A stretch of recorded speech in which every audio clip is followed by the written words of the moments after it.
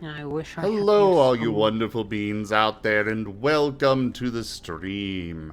I am Raw Zim, and this is Age of Wonders 4. Also, I've got Conrade here as well, one of the artists that I manage for. He is open for commissions, by the way, for 3D models if anyone is interested. But yeah, thank you so much for coming by, everybody. Let's get into the game. Looks like we were...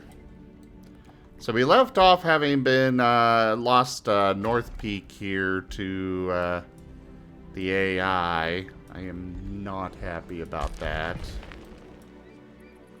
Gotta take it back. I know. It's on the to-do list. Right now, I have so many people I am at war with. Oh, jeez.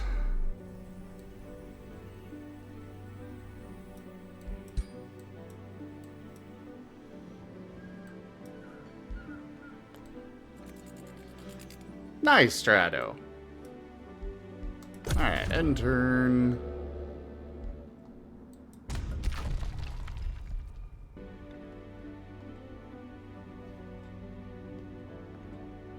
Oh, they're vassalized. Okay. Well, at least I'm not at war with them. Stradivarian, I use Voice Meter for managing my audio.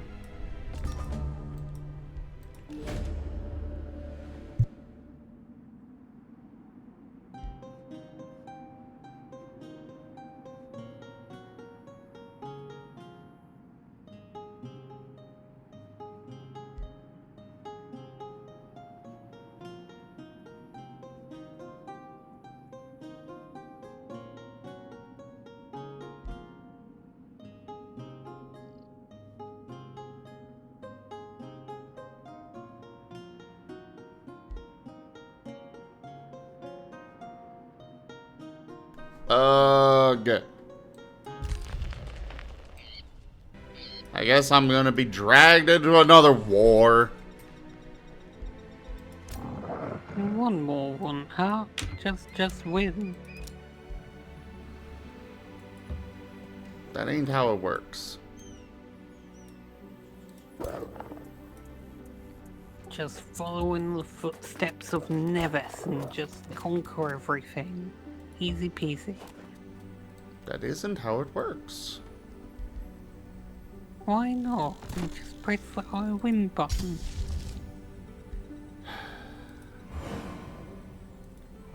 Some people's kids, I tell you all.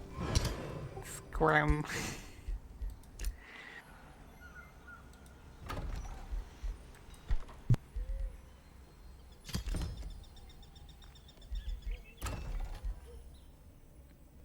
Oh, did they stop their siege? Am I scaring them off? Yes.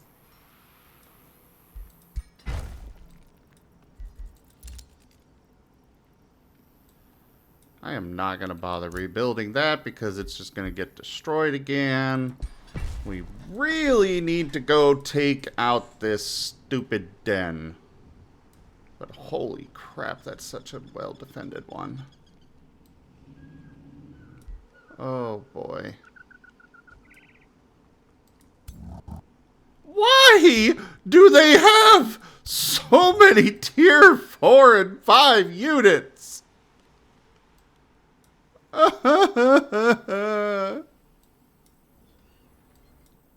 just built different.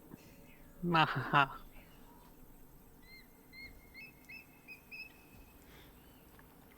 I believe in you. Sure you can do it.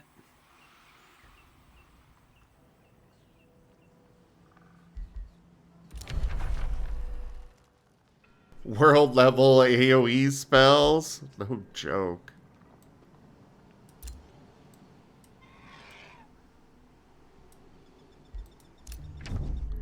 I was complimented. Oh, It's because you're adorable. I will end you. But you were just adorable. How?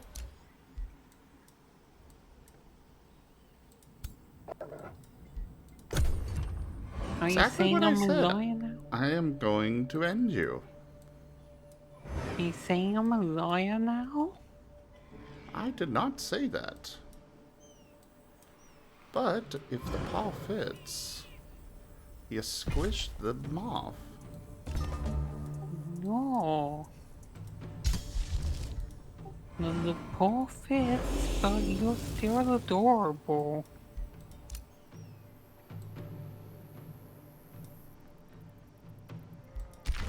And I'm going to send that scout here.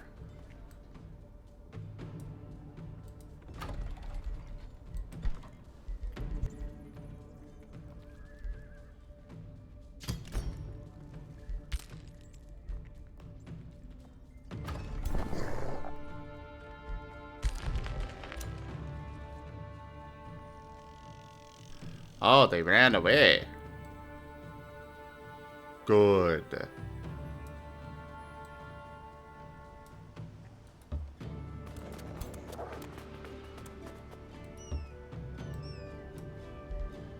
Good frickin' riddance. Places plastic bags in front of the moth Roomba.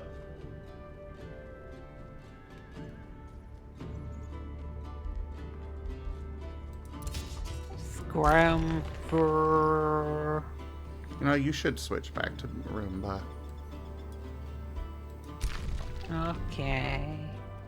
Not chicken? No, we'll let you be Roomba. For... We are not going to have peace after you just took my vassal. Or like, we took this vassal. Now let's declare peace with the ruler. No. Or Roomba just vacuums up the plastic bags. Maha. I'm immune to the plastic.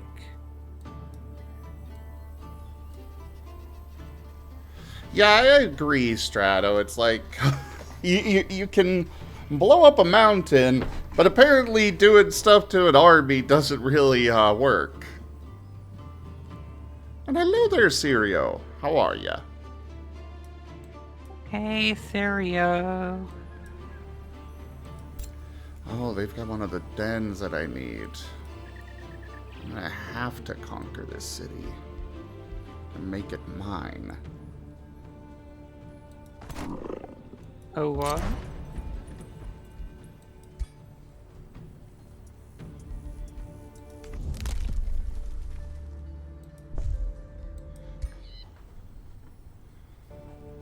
Well, let's preemptively raise the city cap. Ooh, crocheting a hat. Nice. Serio's crocheting is always super adorable.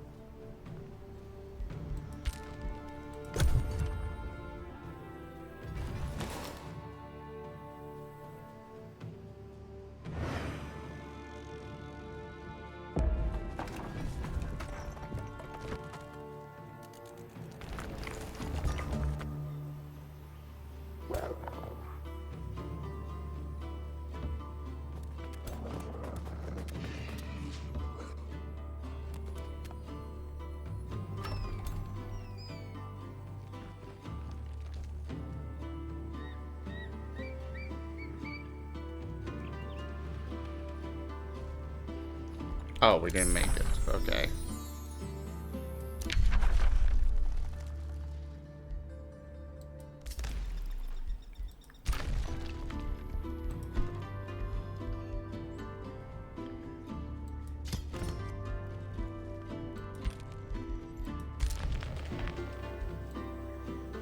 How dare you take my outpost? That is mine. Well, apparently not anymore. Beerus?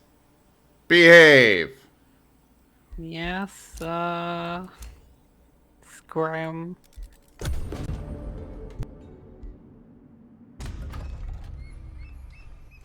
Alright, the audio is glitched again. Oh no. Oh yeah, I had it that time. I will figure out what's going on, everybody. I am sorry for these problems. Maybe I'll see if there's an update later. Really? It glitched again? Already?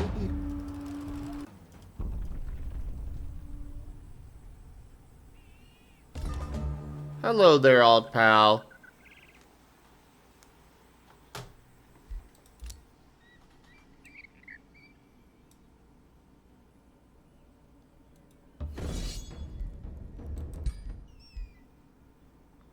The Roomba does make very cute noises. Mm. No. Mm. Yes. No, doesn't make cute noises. No.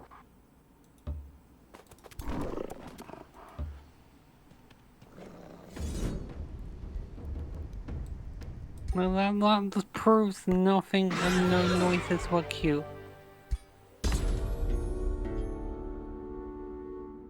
Oh!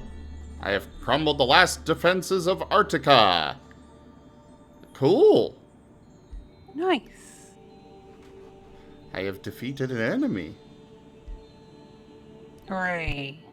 Now go defeat the rest.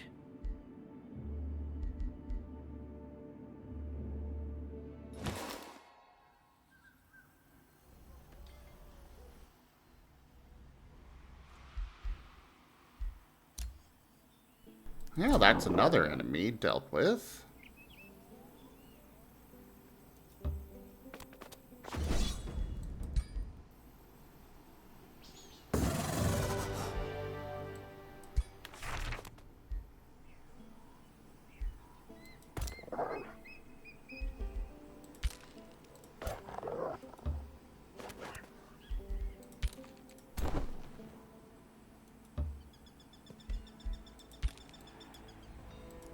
Alright, so we've got this war breed unlocked. Let's go and train at least one of them, yes?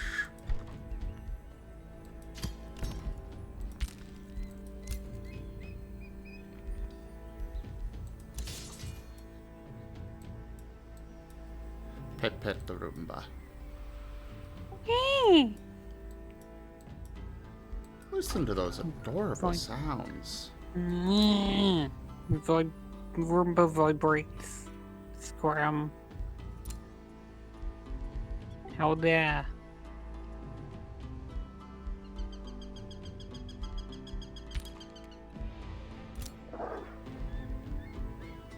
No, bully the Roomba. Oh, absolutely bully the Roomba. No, bully the Roomba. Roomba is for not bully.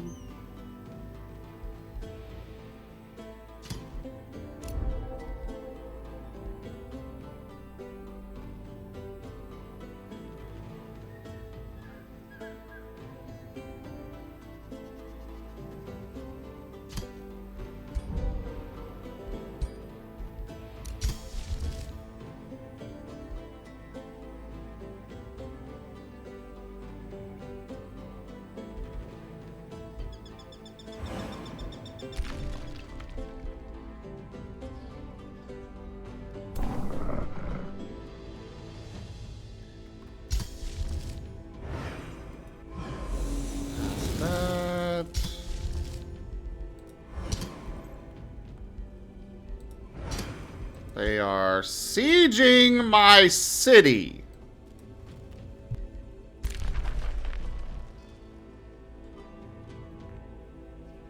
Oh, maybe you should tell him to stop.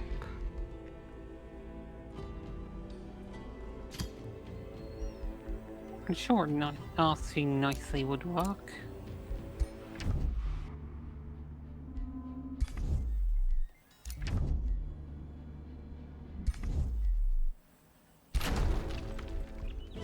No, I don't think so. I'm just gonna have to wipe them out. Yeah, genocide works too.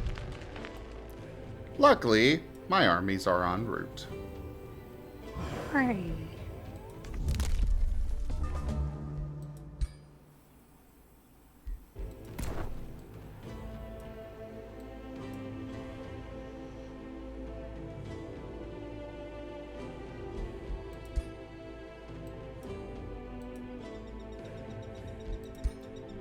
Oh. Can I not build roads yet? There. Now we can build roads.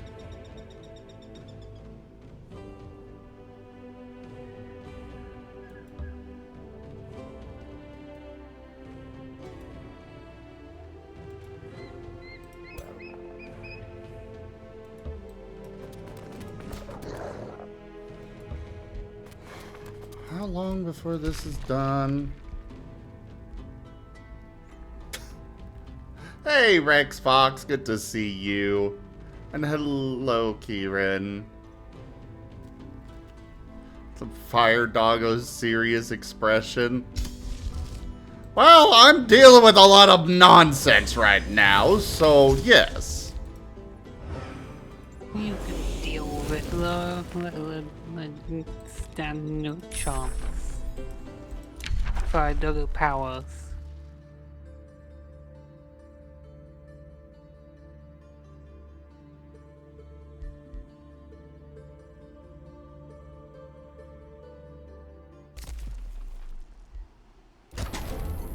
A breach has been made. Attack! Oh, they killed one of my magma spirits. Lame! Let's migrate the fire dogs. Because we need that dune serpent den. Mm-hmm.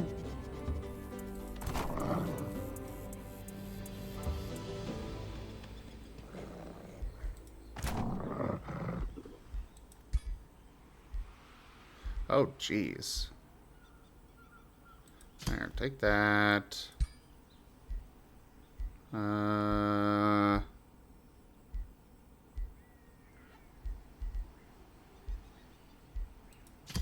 you can have that. We don't have anything there. Take that. Take that. Sure.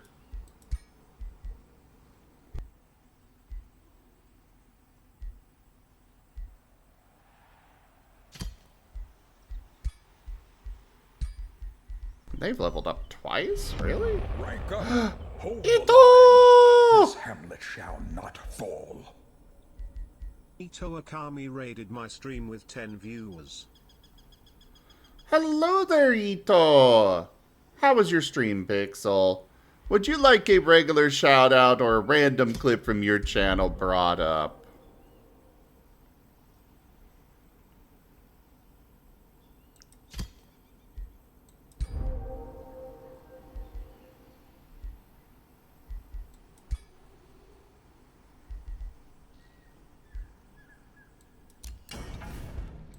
Alright, let's do an item, forge here.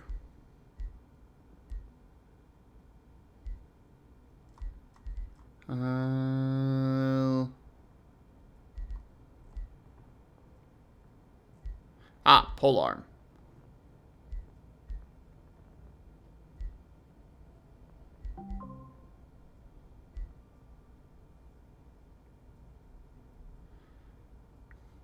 Hello there, Geode. You did a very early stream with shiny hunting again. Yeah, today's going well. I'm started a bit earlier than usual, but I'm having a good time. Yeah, early streams are always fun. Just means we get more Zim to go around. How dare. How dare what? You know your crime. What did I do wrong? I'm innocent.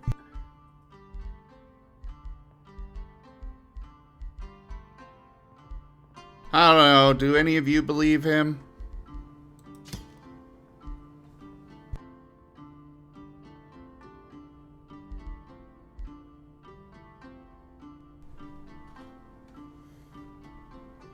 Also... Uh-huh. Congrats, Beerus. You get to be moderator now. Oh no. Why? Okay then. Thank you.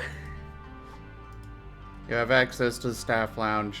You can see the rules and stuff pinned in there. Do the Okay. shout out and whatnot.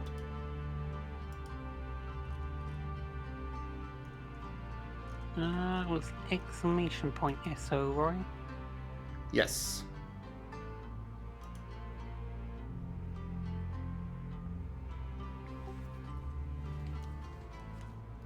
You don't particularly trust machines. There we go. And you can also do /shout out, you know. Yeah, the slash shout out is what I'm used to, but some people do the exclamation point. I do both. Okay, I'll do the other one as well then. I was about to start up Stream Raiders because I forgot to do that earlier, but apparently there's an update. Oh.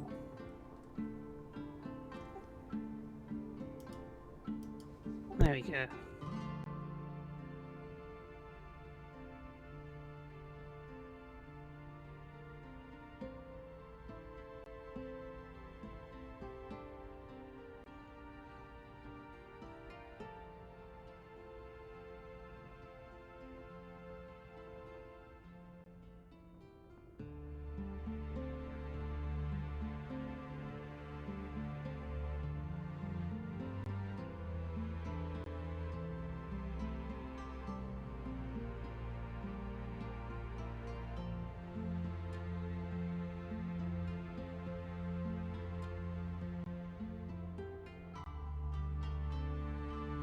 Right. Might help if I weren't muted.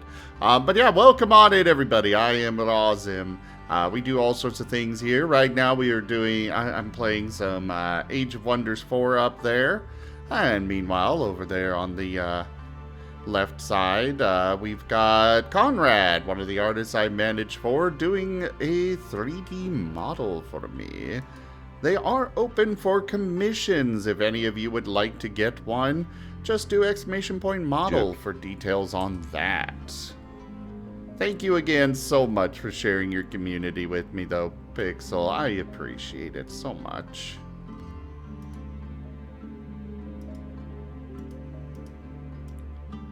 And place your troops for Stream Raiders, everybody.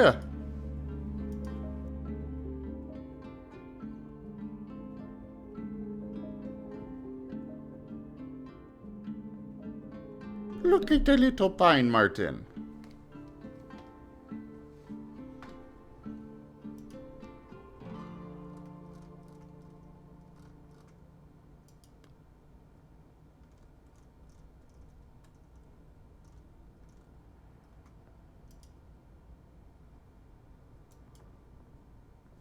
Alright, so we need to go dismantle some weapons.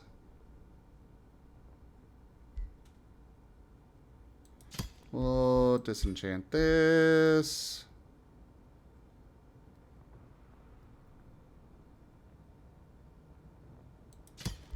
Disenchant that.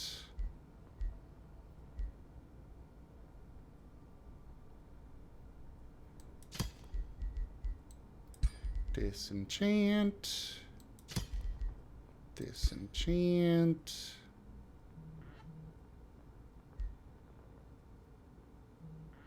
This can be disenchanted. And forge.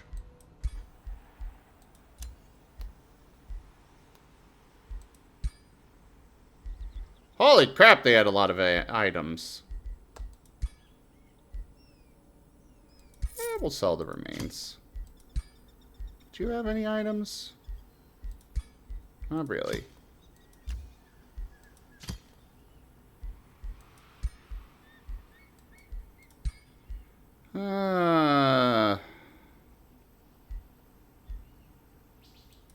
We'll grant freedom to you. And grant freedom to you.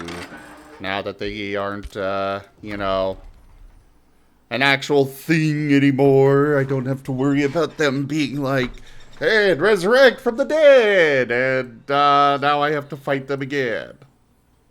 Hello, New Year's.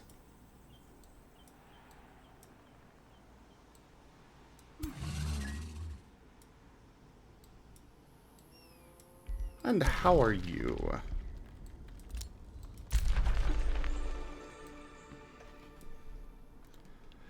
I really need to clear out this monster den.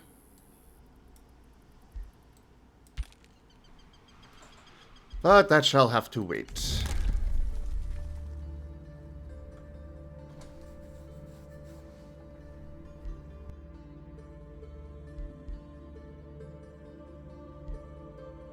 Time to read through all the rules and the stuff now then, since I have access.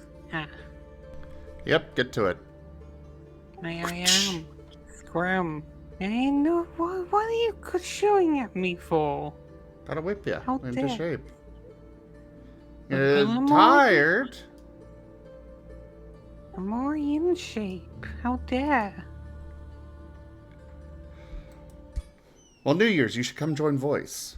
I don't get to hang out with you much. So, you know, Yes. come get in here and chat and hang out and befriend. Yeah, the more the merrier. Just never bully him off. Always remember. Definitely bully him off. No bully.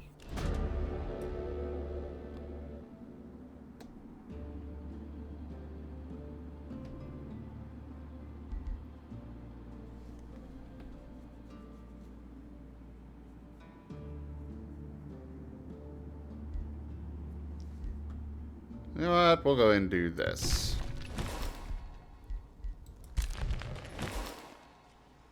Wait. What? Who?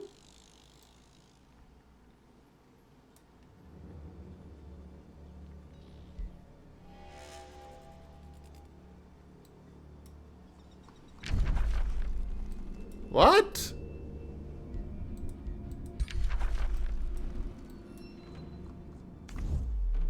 I suddenly have a new hero, and they are all the way up here for some reason. Huh. No. I mean, it's a free hero? Yeah, but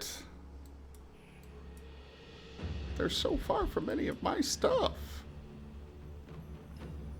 No, looks like Carsorus wants to join. Oh, by all means, get in here, Carcerus.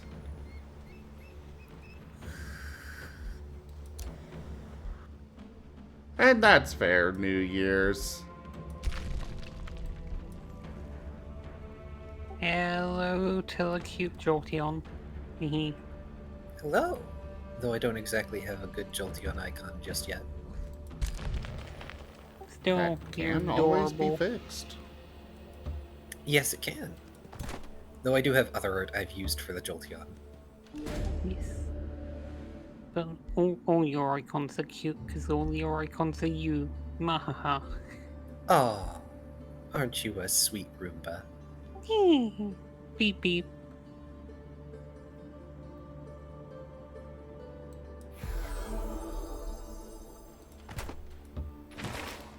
How goes your latest conquest, Sim? I am at war with the entire world right now.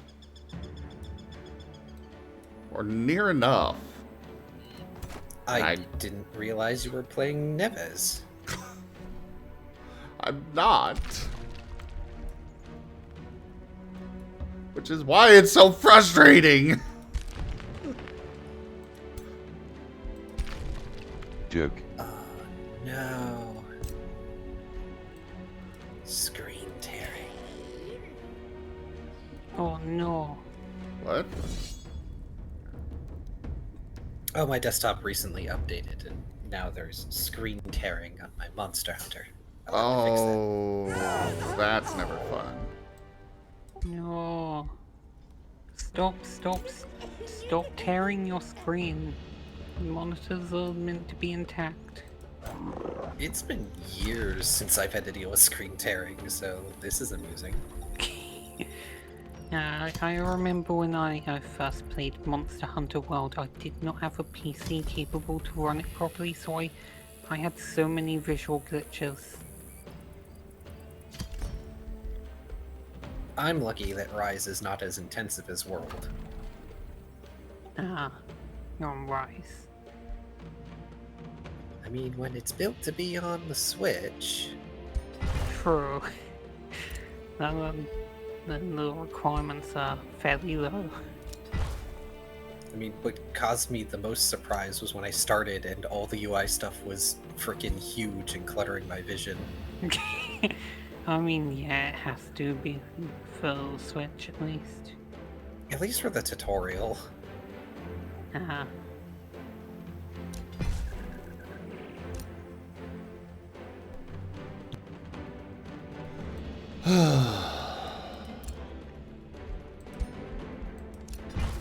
I'm building a Scholars Guild here. Might as well make a whole bunch of research posts. Especially because I've got plenty of mana.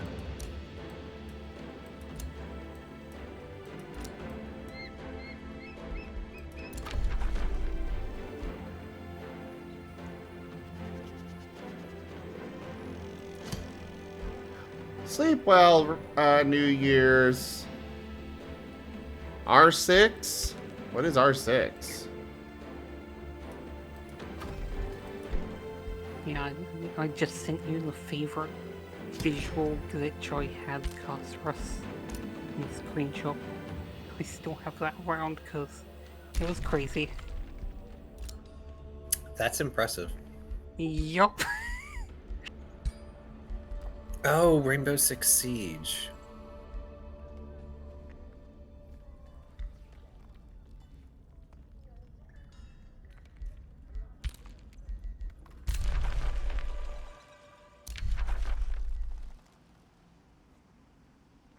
So, out of curiosity, how well does starting underground work? Because I haven't done that yet. I have not done it either. Yet. Oh, Rainbow Six Siege? Okay. I played a little bit of that, but I'm not fond of PvP games. And it seems to be entirely PvP. Yeah. You would be correct. I think they do it fairly well though, at least. It's a game I feel I would really enjoy if they just had... I feel I would really enjoy it if they just had, you know... A versus bots option. Yeah. Yeah. Just out of like all the competitive shooters, I do think like that is probably one of the better ones, at least.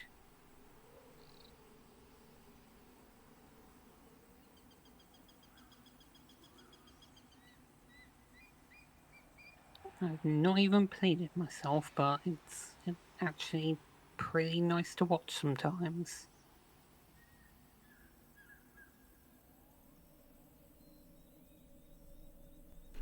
Well, if you want something to play, what kind of games do you enjoy, Rex Fox?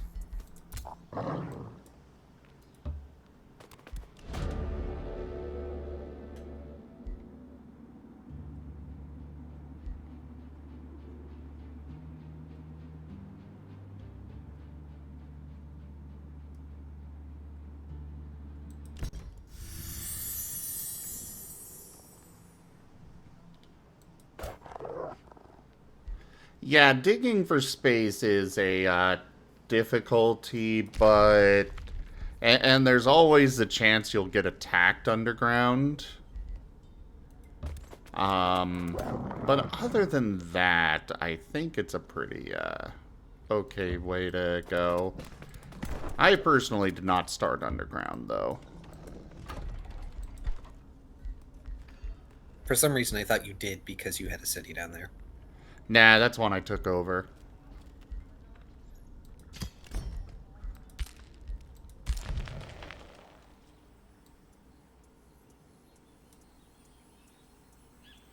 Alright, we're gonna go use you two to clear out this infestation. And then we'll clear out all of these guys. What Strato says makes sense. Underground, you're very defensible, and it can be very difficult to get underground easily. Oh, definitely. And not dealing with embark costs. I mean, yeah, unless you have built a faction to deal with that. Serio has a good point if you want a game, because, like, the first one's also, like, 80% off right now, and there's also a Steam sale, so, like, tons of games are discounted right now as well. So if you wanted a new game, now's the time to find one.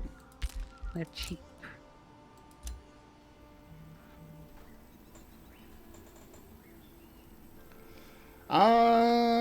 Well, another option, I mean, Helldivers has been a lot of fun. I very much recommend Age of Wonders 4. Have you tried... what is it? Hard Space Shipbreaker, Rex Fox.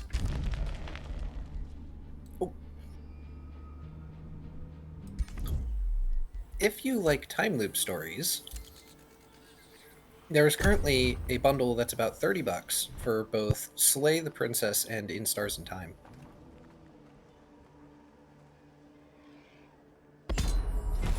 Ooh, Sifu is currently 55% off. I might actually pick that up. Been intending to get that for a while. Oh, Carissa the Red is done. Nice.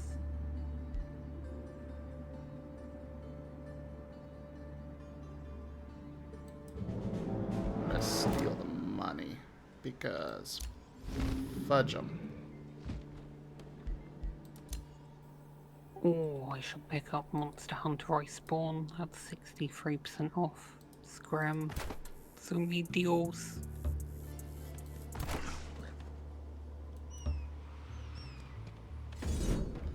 Are you ready for a miracle?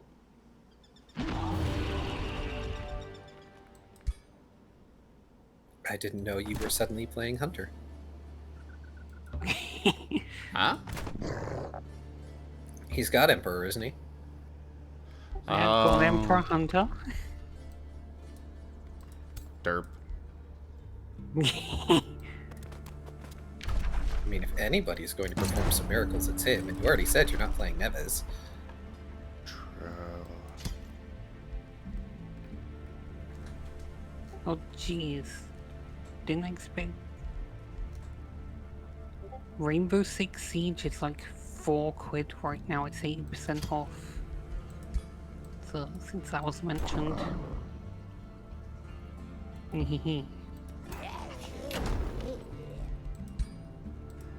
Browsing Steam sale is always fun. So many big deals.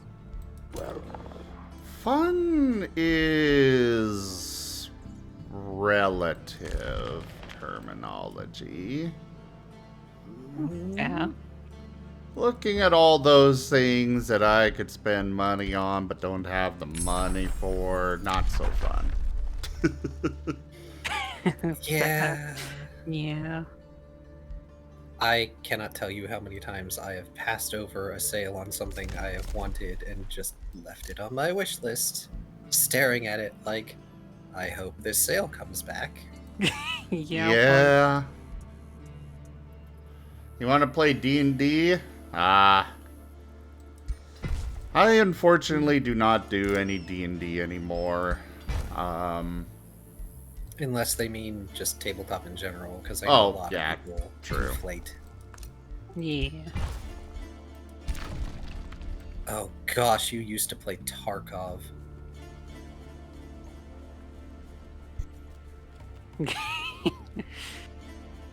My sympathies. I'm sure it could be worse.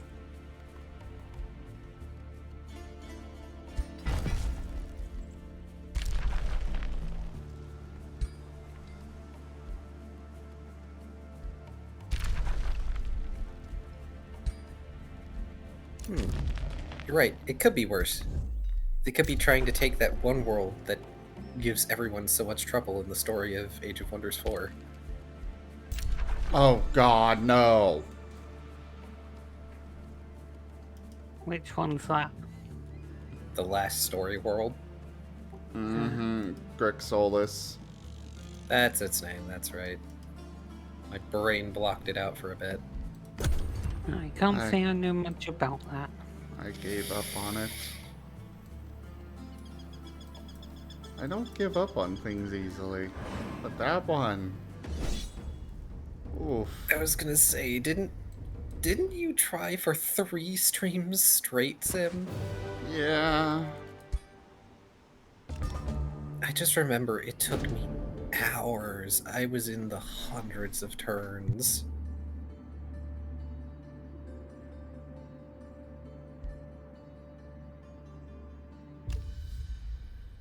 Oof. Yeah, one type of game I'm pretty much not a fan of is like RTS style games or like no, just something about 'em doesn't hit me good. Scrum. I love strategy. Strategy games are fun, and I have nothing against them. In fact, I quite enjoy Age of Wonders, but I'm not good at them, and also they tend to be very time consuming. So it's one of those Oh, things where I yes. have to sit down and commit to it for a period of time.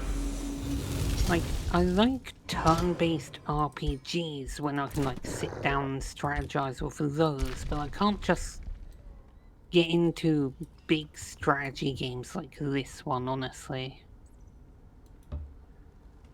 Get good. No! Actually, I haven't played Darkest Dungeon 2 in a while. That's another game where I have to set aside time if I want to do it. Yeah.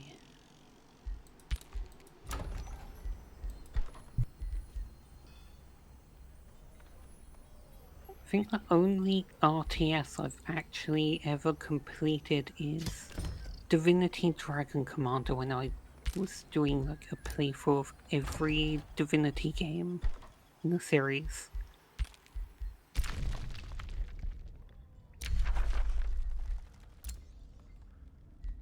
This is true, Strato, but that's kind of how it's designed. In Darkest Dungeon, regardless of which one you're playing, you are not going to win at first, and you must accept loss and failure. Yeah, I'm not fond of those kinds of setups. Yeah. It is about learning from said loss and failure. Darkest Dungeon 1 is a bit more rough than 2 in that regard, I would say, if only because of its setup.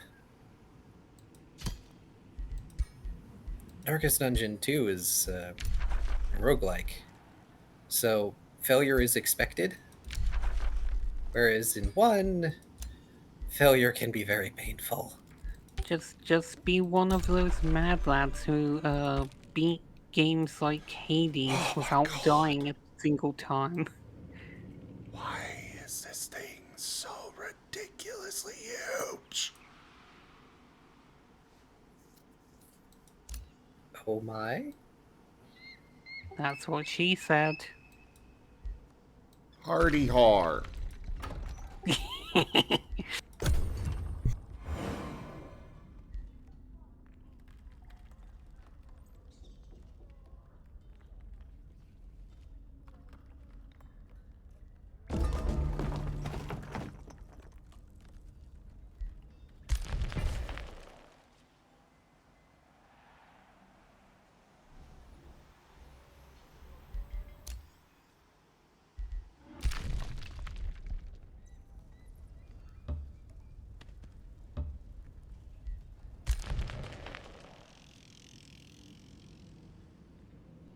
Oh, right.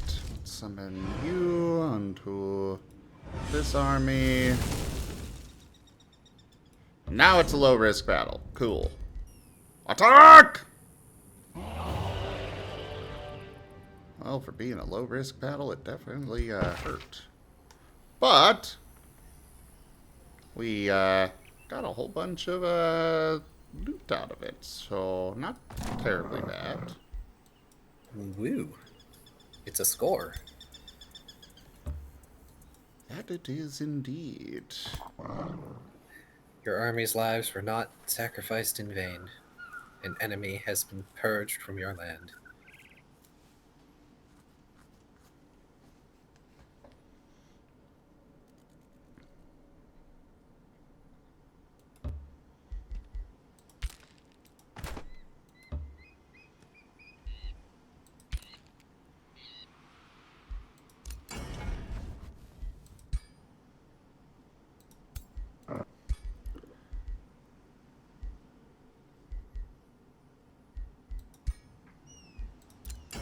Let's just forge something. No. We'll start here. We've already got a tier 4 here. What do we got for this? You don't need accuracy. We don't really have anything better, so actually, we should probably start with our ruler.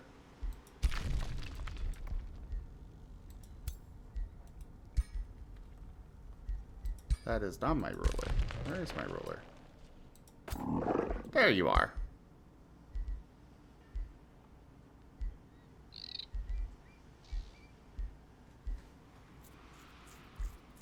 Yeah, we don't have any tier 4... basically anything for you. Alright, let's start with some leg armor. Just because that slot's completely empty. I am so happy they added this, the item forge. Because leg armor in particular, I swear I never find any. Hello, Sirio. Hello there, Achi.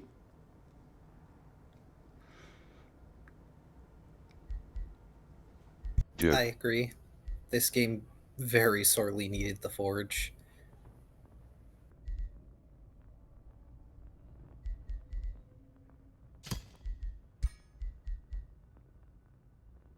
Yeah.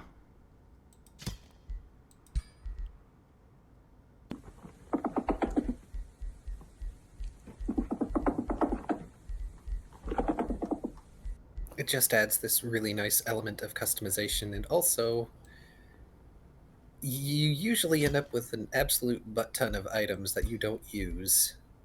So why not make something out of them? Exactly.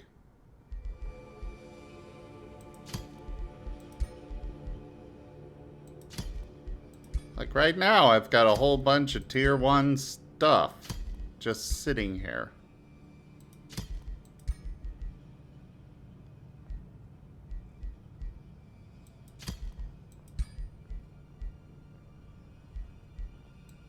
Alright, let's forge these pants.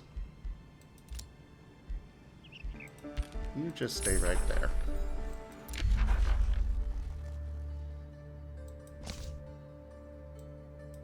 Stratos saying, "Oh joy, my 19th orb. I know your pain." Yeah! Yay! 19th orb, and still not a single pair of pants to be found in this world. Who needs Pants. pants? Pants are for losers. Who needs pants? Says the Roomba that doesn't need clothing at all. Exactly. No pants, no shirts, no boots, No socks, just balls. no weapons that fit your hero. Who needs weapons? Just cast fist.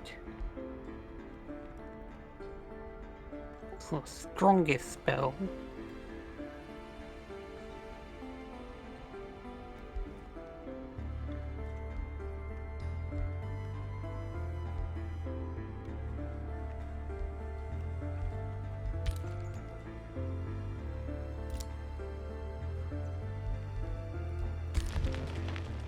No tail covers.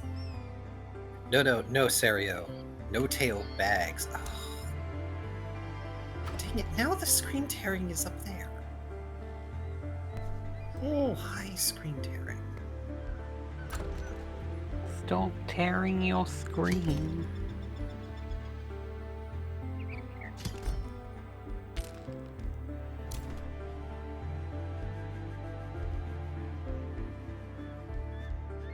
Ever since my Windows updated. I even restarted the computer, what the heck?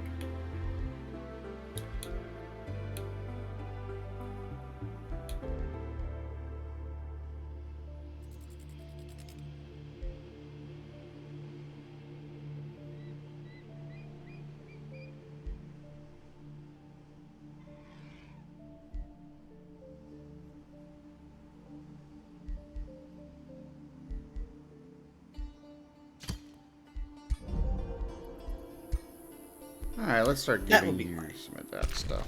What was up? Sorry. My VSync was off, that was why. Oh. Belt bag is greater than backpack is greater than handbag. But where does tail bag fit into that, Serio?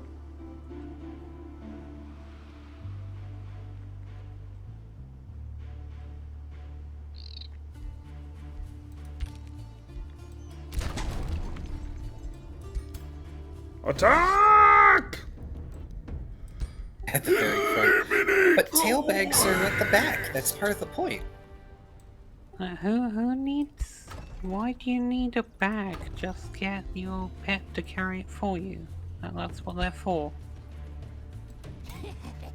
Roomba, if I set down my bag of holding on you, you'd be unable to move.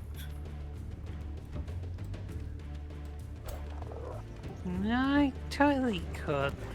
Sue me, Roomba.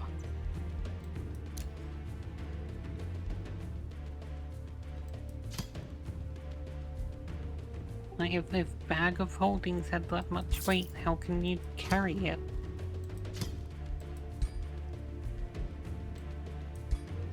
Because higher tiers of bags of holding can hold more and also thusly weigh more. Yeah, but if you're able to carry it, why wouldn't a Roomba?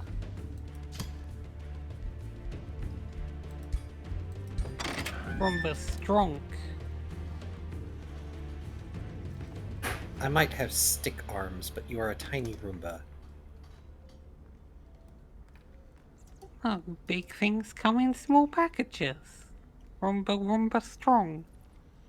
No, I you're could not. I could put 2 textbooks on top of you and you would struggle. This is false. Paws are heavier than textbooks and Roomba deals with them just fine. You don't move around under those paws, though. No, you don't. Oh, that's only by choice. We put a single toe on you and you're stuck. Well, that is by choice, though. That's different. I don't know, all that whirring I keep hearing whenever that happens says to the contrary. Well, that's... Who said that is attempt to move?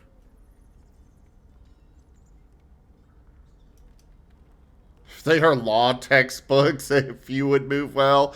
That is fair. Poor Paint. Yeah. Adorable Paint. Paint just needs a Roomba. There you go. Problem solved. God, this model of paint is looking so good. I know, right? Is. Yes.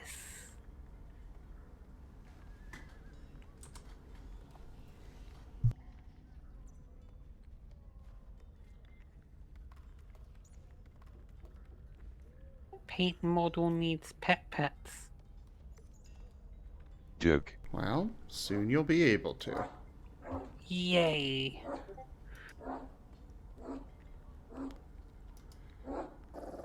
Also, right, I Thanks, guess I should re-enable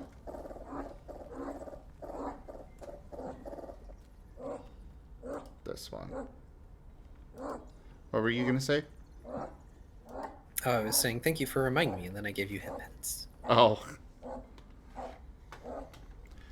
I know you all like to steal the clothes, so I re-enabled that. It was Hooray. disabled for the it was disabled for the one model because it breaks, but this model it works, I think. Yeah. Why do you need clothes? You, I like my clothes. but everything's better without Feel the them. backhand of justice. Okay, apparently it's not working. Why didn't it work? Like, why do you need clothes covering up your paws, for example? Because rocks exist. Oh, crap. You just need to invest in Roomba shoes. They'll get you there fine. Do not lick them off. Scram. Okay, guys, so I may need to take a little bit of a break from the stream here. Fair? Gotta fix some stuff. No, I forgot I've got a doctor appointment. Oh, that's important. Yeah, go. Well, it's not. It's a telehealth one, but yeah. Oh, That's important. Go do. appointments are important. Go.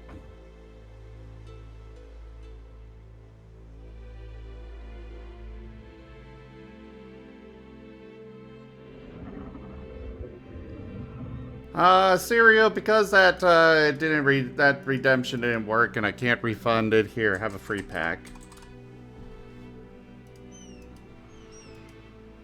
But yeah. I'm just going to, once they actually call me, because they're supposed to, call. I don't know how long it'll be. It may be, oh, I guess they've already done that.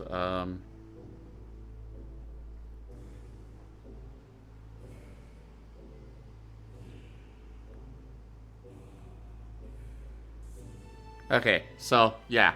I'm just going to pause the recording here, guys. I will be back as soon as possible. Here, enjoy the full screen paint model stuff. Keep them entertained, you two, please. Okay. Naturally. Alright, we are back, everybody. Apparently, Key's been telling a story here. So, I will say, I find it funny that you say how you discovered you were furry and gay by proxy. I know when I came out as a furry and gay to my dad, his response was, "Why both?"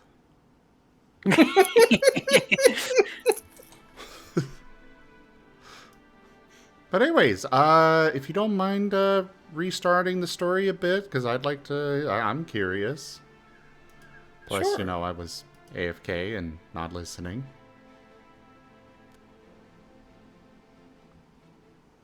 So you missed all the times you were called adorable. Yes, you did. I see. Punishment. You will are be quite dealt. adorable, Sam. Oh, okay. Bye, Era. Bye, Sir Bam. See you later, Era.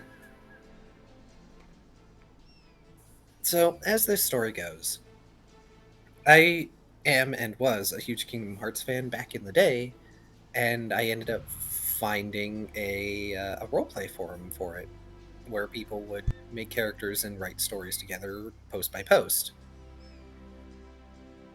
I am no longer a part of it. I simply do not have the time or energy to do that sort of thing anymore, but it's where a lot of my writing practice came from. And at one point, I ended up seeing a character that someone had made, and it had this lovely art, and I believe the character was named Othello. They were a purple anthro lizard or dragon or something. And I ended up asking in the little chat that it was at the bottom of the forum hey, can I make a character like this? Because, of course, I didn't see anything in the rules against it, but I wanted to ask. And they basically said, oh, yeah, nobody's made a character like that since XYZ, which was a person who already left.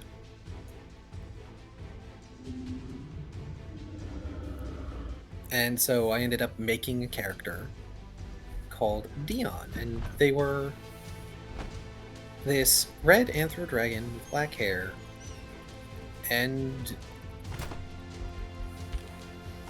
they had a lot of stories that went for them.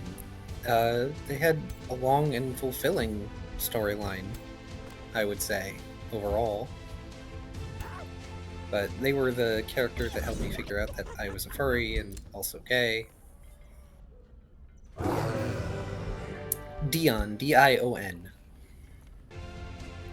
It was short for Dion Durath, but nobody used that name for character story reasons. Oh. That I will not terribly elaborate on, because it was involved and slightly contrived. Because, you know, when you're a teenager, you're going to make contrived stories. Yeah. That was kind of why I wound up moving away from my first persona. My first persona was so convoluted and complex on every front that I was just like, yeah, this isn't me anymore. Let's just go with the new character. Let's make a new persona. Yeah. That's actually me. I think a lot of first personas were like that. My first persona was pretty Sparkle Dog. You know. Mine wasn't Sparkle Dog. It was just like my first persona was a very standard wolf coloration and such. It's just backstory with him was so above and beyond. Yeah. Anyways, though, carry on.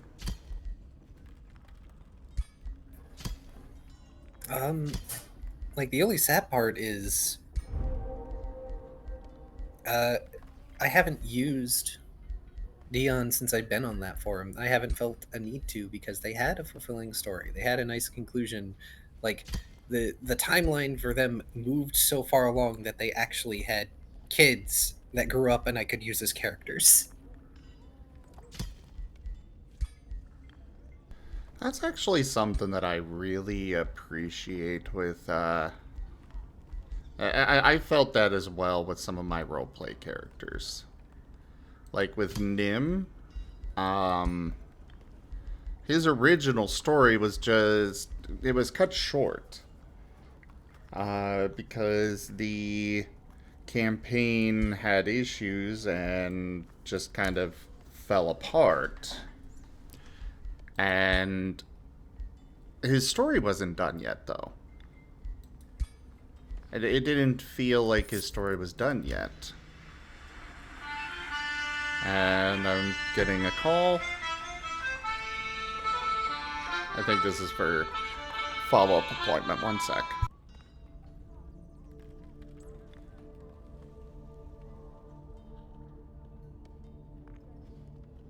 Good ringtone.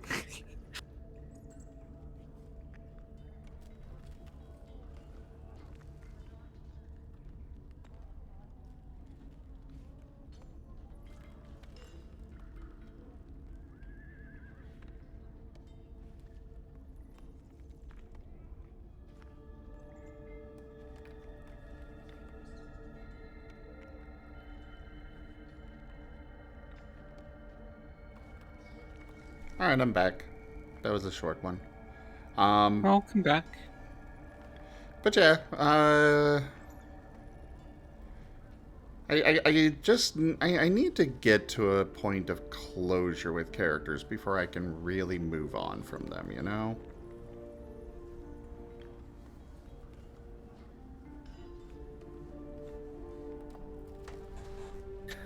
I agree.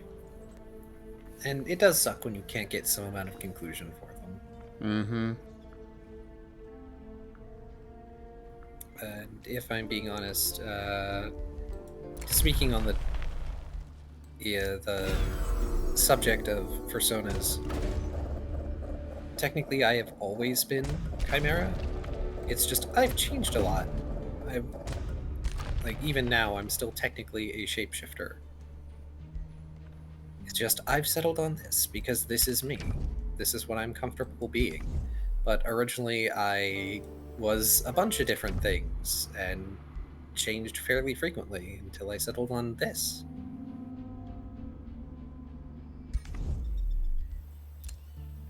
Yeah, I only really had the one before I became Moth, but I got settled into Moth and I like it a lot.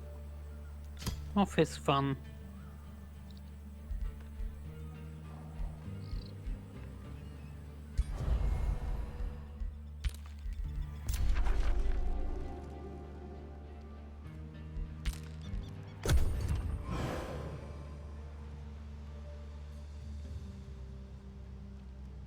Yeah, Strato, like, sometimes the story does get interrupted, but I still want to seek that satisfying end. Oh, God, that was... Oof. Ooh, I see a lot of skulls. Ooh.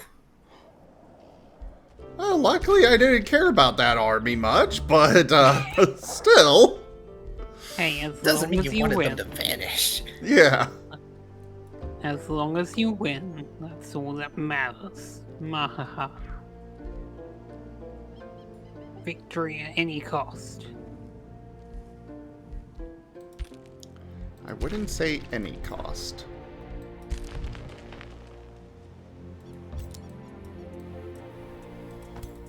You three, make your way over here.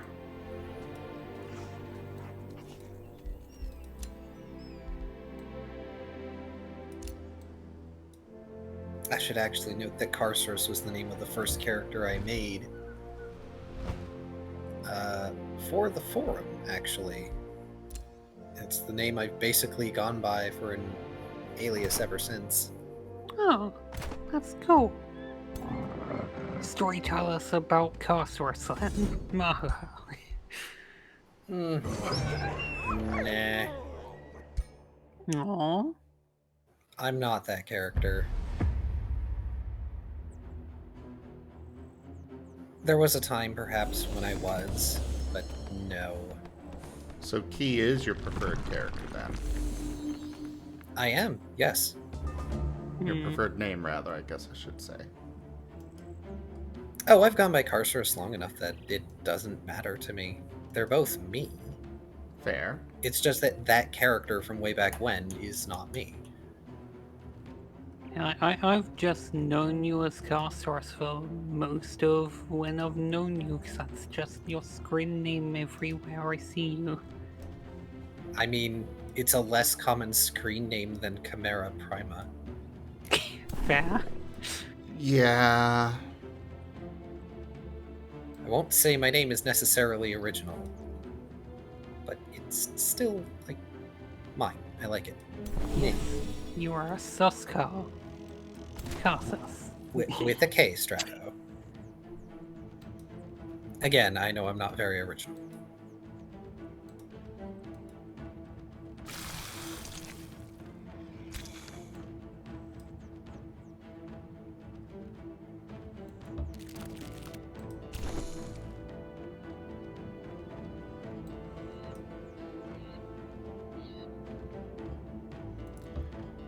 Okay. Let's hopefully do this better this time. Or at least do it better manually. Because the auto battle, definitely did not turn out well. Oh no. Darn auto battle.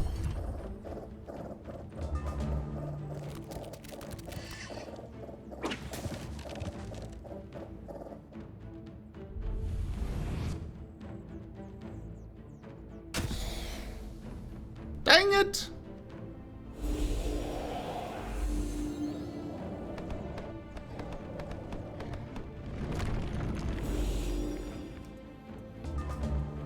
Okay, first things first, you.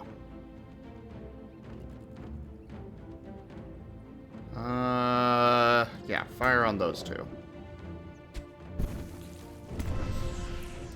And... why are my spells blocked?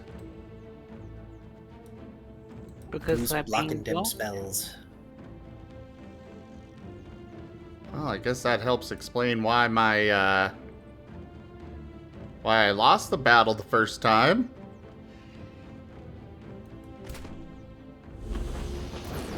And trust me, chat, I have heard many a joke about the Carcer's name.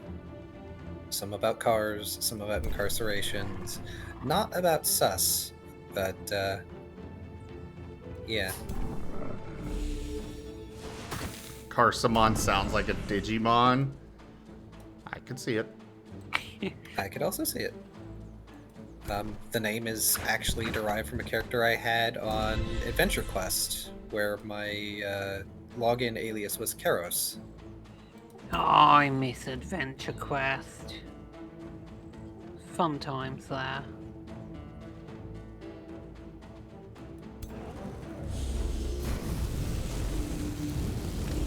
Oh, now I'm tempted to go play that. Back then, I actually sent in via mail $20 of my allowance to get the full membership so I could have access to stuff. And to the credit of the Adventure Quest people, my account did get that access. It's just Nice. unfortunate that, like, a couple years later, I ended up losing my account information because I'd saved the password and I didn't remember it anymore. And it was like, I don't really need to play Adventure Quest anymore at that point. Oh, but yeah, that was so long ago you had to mail in money. Oh, well, that was good times. Adventure Quest is a fun game to grow up on. And Wolfmage, I know who Kerr is. Kerr is lovely, even if they can be a truly horrifying storyteller. Yeah. Yep. Kind of excited, but also worried for the new Digimon campaign. No experience being under a mean evil storyteller. Oh yes, Strato, I remember those times. I was one of those people in high school.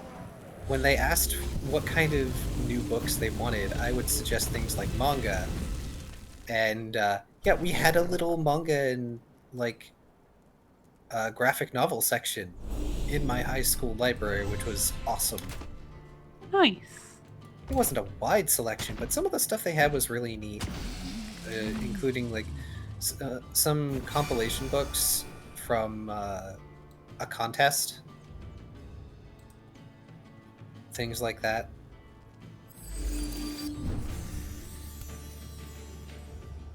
Why are my spells blocked? I was counting on them. There has to be a unit or something about the area that's blocking them. Oh, I think it's this, Mage Bane. Mage Bane? That's my only guess for what could be causing me to be unable to use my spells. Is that an area thing or an enemy thing? It's hard for me to see. It's an enemy unit. Oh, that would do it.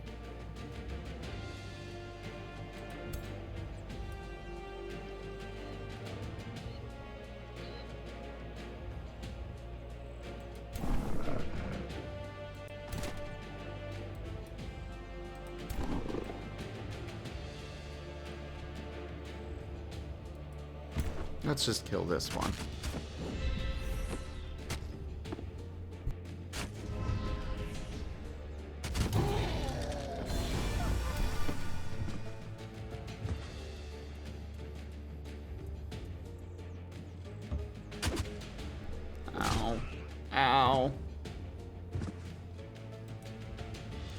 Physician, cure thyself.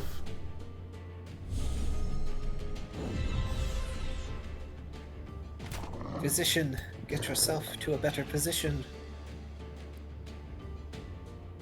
That too.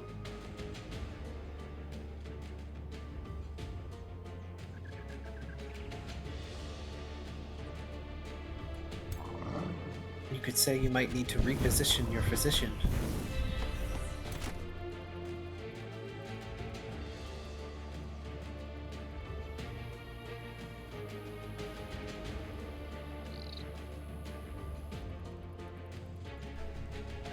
Yeah, Sirio, I can understand where you're coming from with that. I honestly feel very much similar on that front.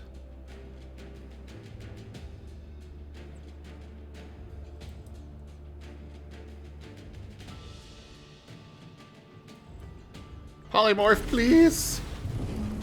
No! He resisted it. I needed that to work. That's skill issue. No TF for you. Get better at TFing. Oh, I needed to TF the enemy. Yeah?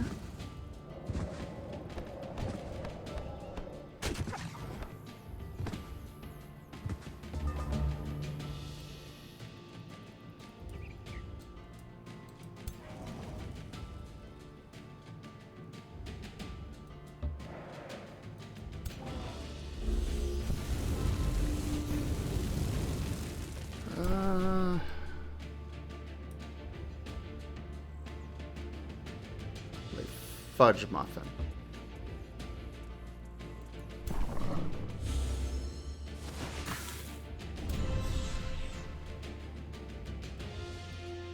Fire!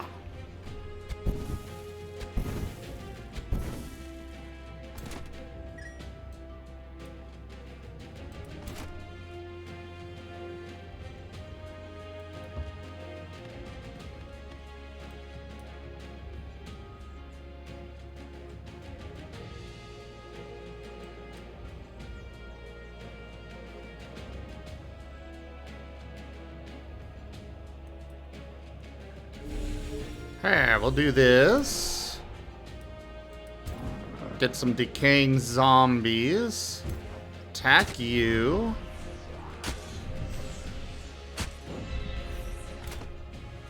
And that should make it so you can back away and attack. Yes. There we go. You just attack that one, sure. Finish him off.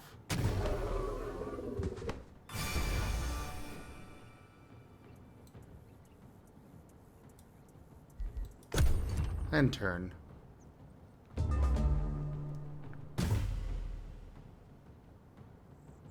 You got this.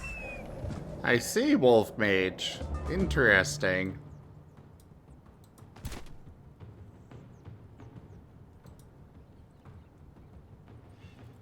I'm not so sure I do.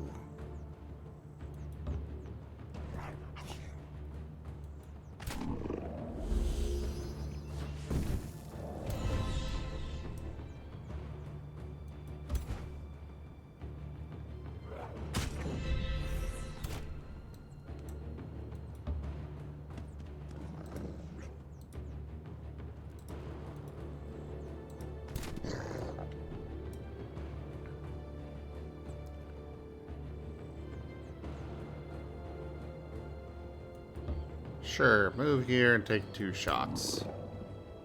We are gonna win this, though.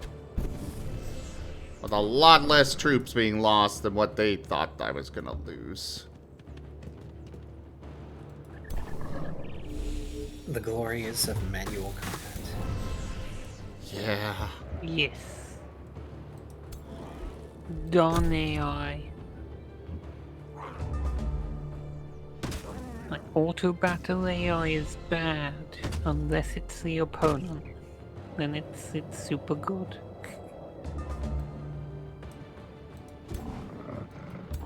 Here and attack.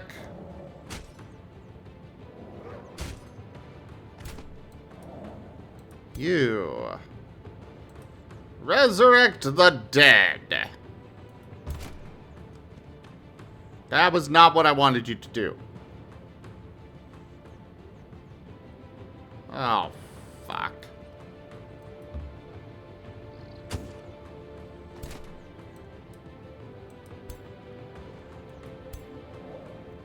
I swear this restoration thing just doesn't work.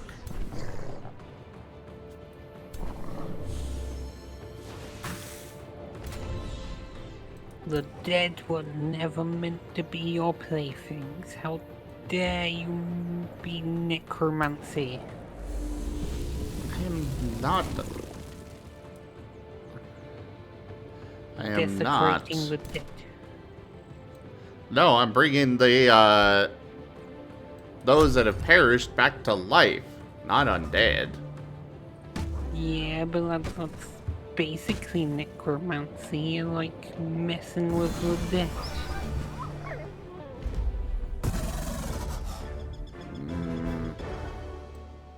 Whatever you say, I guess.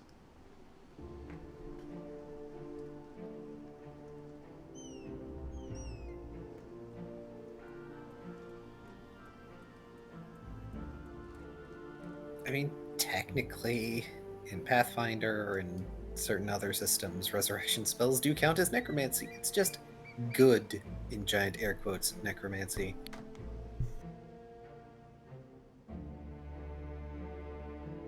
Stupid double standards of necromancy.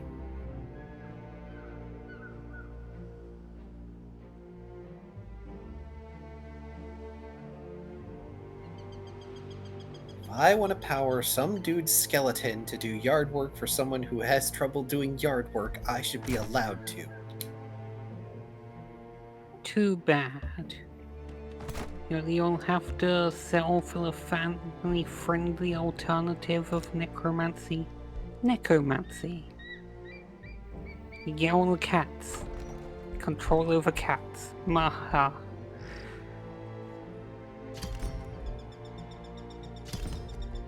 But cats don't want to do things that are useful.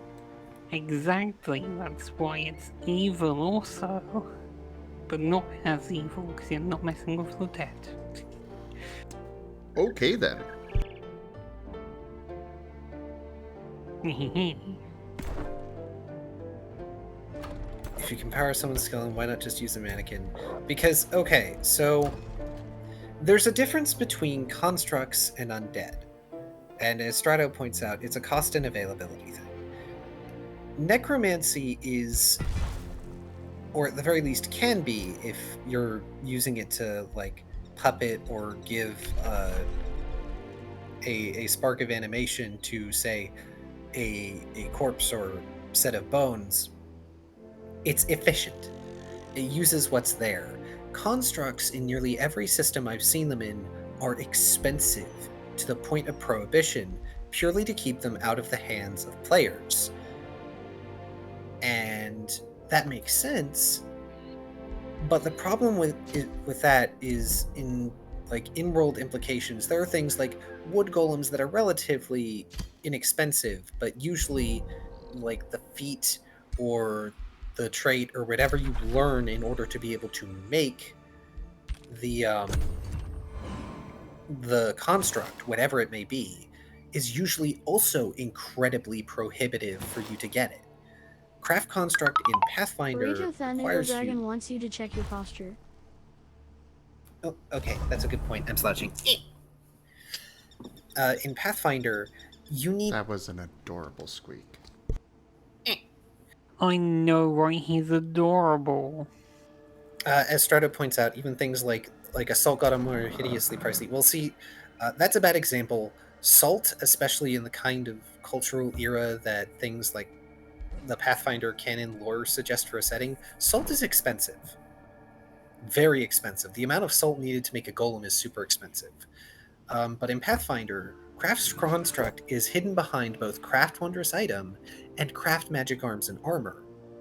At minimum, you need to be level 7 to get Craft Construct, and by then you will not have the money to make a basic construct. You would need to work heavily with a storyteller to make it happen. And, you know, a lot of crafting feats tend to not be for players purely because it starts to break the economy, but if that's what you have to do in order to have constructs for your character, you know, if that's the thing you want to do or what your character wants to do. Luckily, there are some archetypes that just sort of give you constructs, but they aren't amazing, like the Construct Rider Cavalier, which is neat. Technically, animating a set of bones should be as difficult as animating a pile of sticks, unless a set of bones has something that the sticks don't have, like a soul, and if you use the soul, that's problematic. So, Serio also hits the nail on the head. I feel there are two ways to make necromancy happen. One requires the soul or a fragment of a soul to work if you are animating something. Two is putting effectively non-sentient energy into something to create a construct that can be programmed like any other construct. And see, one of the most basic things I've always seen in systems that allow necromancy is zombies and skeletons are always the first thing that are available. And that makes sense. They're very low tier undead, they're very common to see. But you cannot tell me that all of those undead that exist all have a soul in them. That's not feasible, that doesn't make sense. Unless you can justify it in the setting, that doesn't make sense. You would have to be a truly heinous person to know this fact about necromancy and still commit it if you were entrapping souls in their old bodies, or just plucking a soul of something and putting it in another body under your control. Wouldn't matter what had the soul originally. It could come from a squirrel. That's still cruel beyond belief. Purely from the standpoint of it's now been shoved into a body that is not its own and is now under your direct manipulation. That's heinous. And on that note, enchantment is a far more horrifying school than necromancy on the everyday scale. Necromancy is outwardly horrifying because of the image it projects. Enchantment is far more subtle and sinister. I'd just say that's a skill issue on the soul's part. Don't die, you won't become skeleton. Don't make me flip you again, Moth. I command pure chaos! Whoa. Kinda. Anonymous has turned Marla into a golem. They can only talk like that Pokemon for 2 minutes. Golem.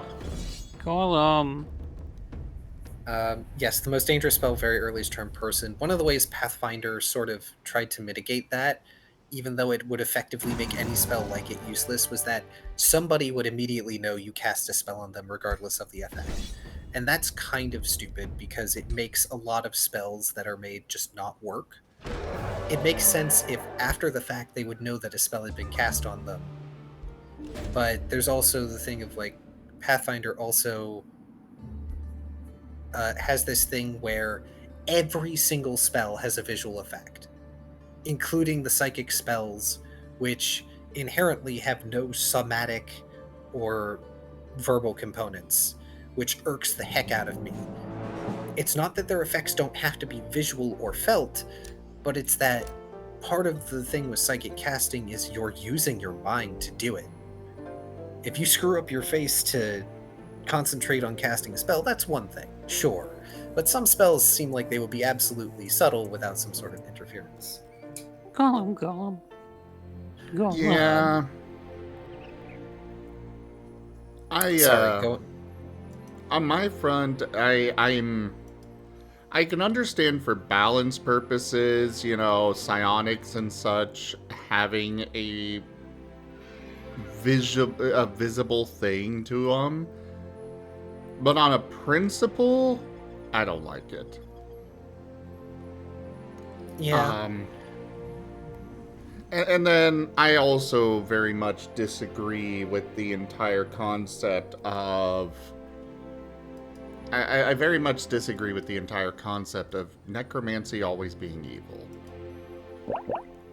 It doesn't make sense to make it always evil. I've Mm-hmm. seen and read stories of necromancy being used for overall good, even though it might be somewhat horrifying to some. Like, there's that famous story about the Grey Necromancer, who literally had this legion of undead who were sentient and chose to be that way in order to protect those that they loved, and then joined him afterward, and they ended up making this necropolis city of just effectively peaceful undead, which was kind of amazing.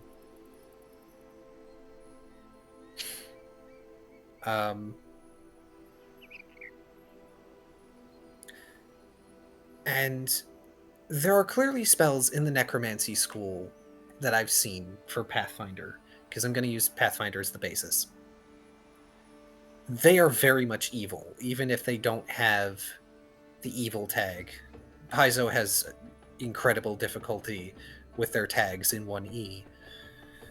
Because, anyway. But some of them are very clearly evil, like you're putting a curse on someone or something could be conditionally evil, depending on what you're doing, why, and to whom. Or what. And then there's others that you're literally sapping the life force of something. And again, depending on what you're doing, that could be conditionally evil.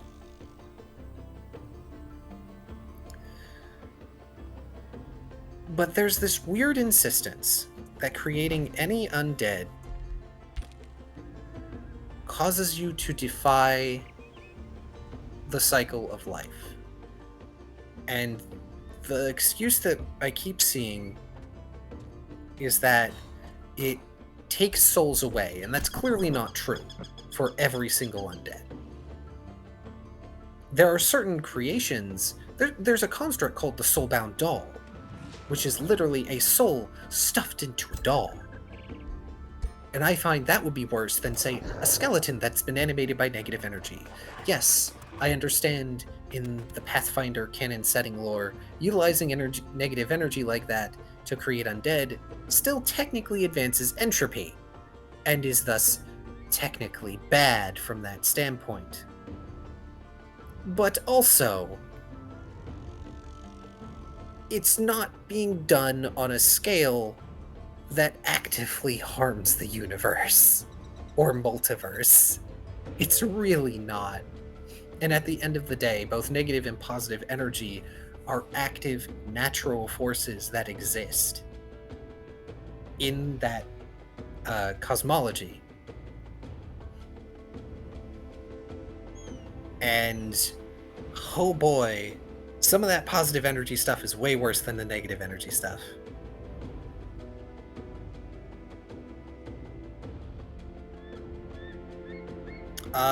Strato, the Wall of the Faithless technically exists in Pathfinder. That's what happens to atheists.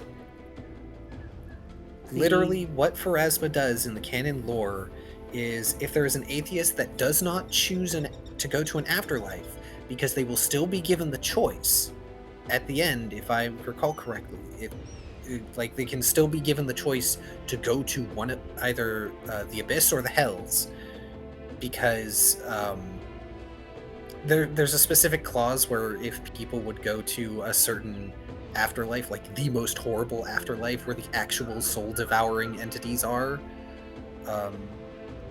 a devil and a demon representative are there when the soul is judged, and they're like, hey, you can come to either this one or this one if you don't want to be hunted in your afterlife and possibly devoured forever. But yeah, atheists otherwise are basically put into a wall that is meant to hold back the quote-unquote janitor of the end times. I forget the name of it, but it takes the form of a moon with a big skull face, and only madmen worship them. They effectively are there to sweep up the remains when the end of all things happens, to prepare for the next existence. And the whole thing with atheists is that, yeah, it's kind of a torment, and they are slowly broken down by this deity that is only evil purely because they are like entropic. But it does serve a purpose.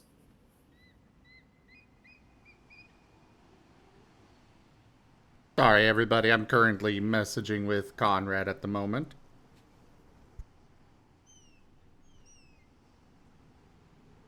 Yeah.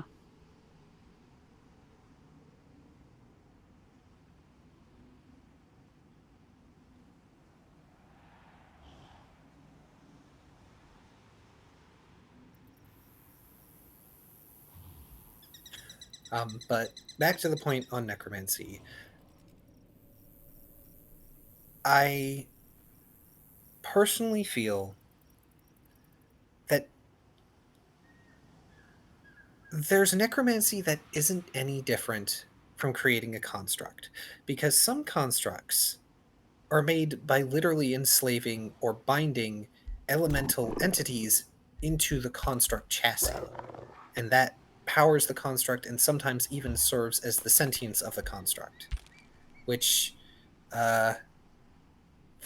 that's also a little horror-y, but also elemental entities are generally forever, and unless you're trying to bind one that's like a djinn, binding a primordial elemental entity, like just a basic fire elemental, isn't necessarily as bad, because eventually they will be freed.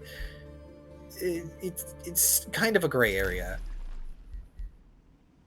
I am very much with you on that front.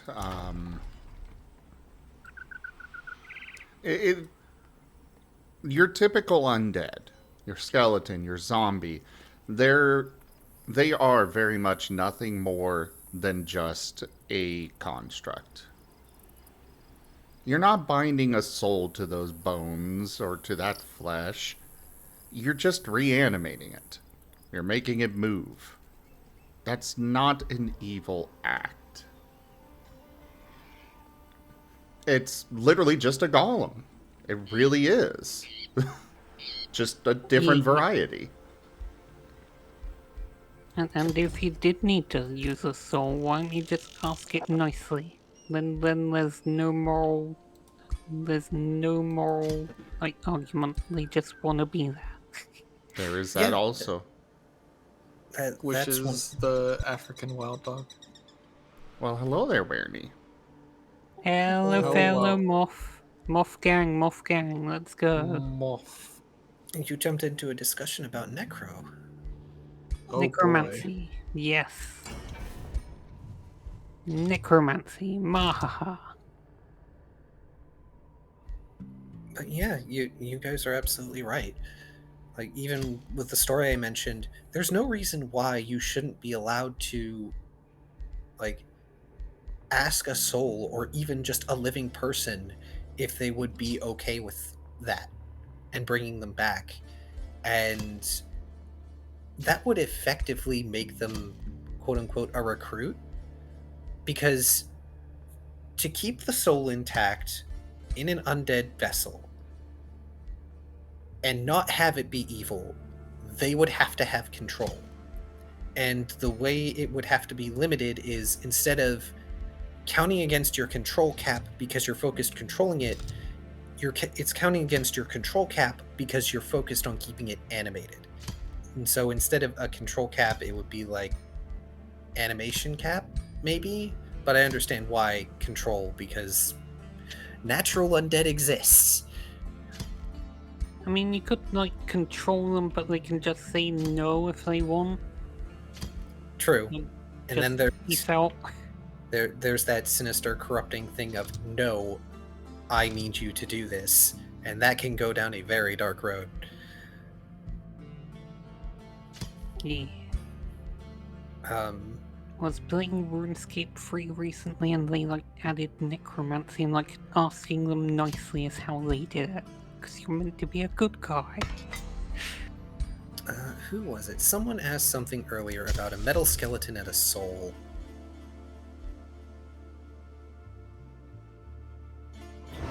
Serio asked about copy-pasting someone's mind, and put that into objects to animate them. So that's... You're not taking a soul, but you are copy-pasting an engram of someone's mind, which is probably about as bad. Because even if it's soulless, you are still causing something to have sentience and potentially suffer under your servitude. Sarah asks soul fragment into a skeleton forged from metal with a Beconstructor necromancy. So because it would be manipulating a soul or soul fragment, it would have to fall under necromancy.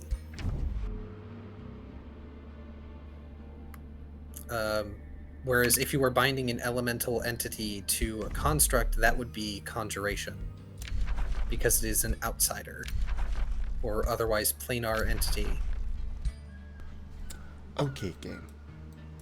Why is it that this is the first time any of you have decided to actually have the AI be useful? Oh, useful AI. You could have used that in Grixalis. Yes, I could have. Instead, now here I am struggling with this match because my allies keep getting killed. And there's so many free cities that are against me now, and Look, it's monkeys and typewriters. Just squished them. The AI will just eventually get it right one time.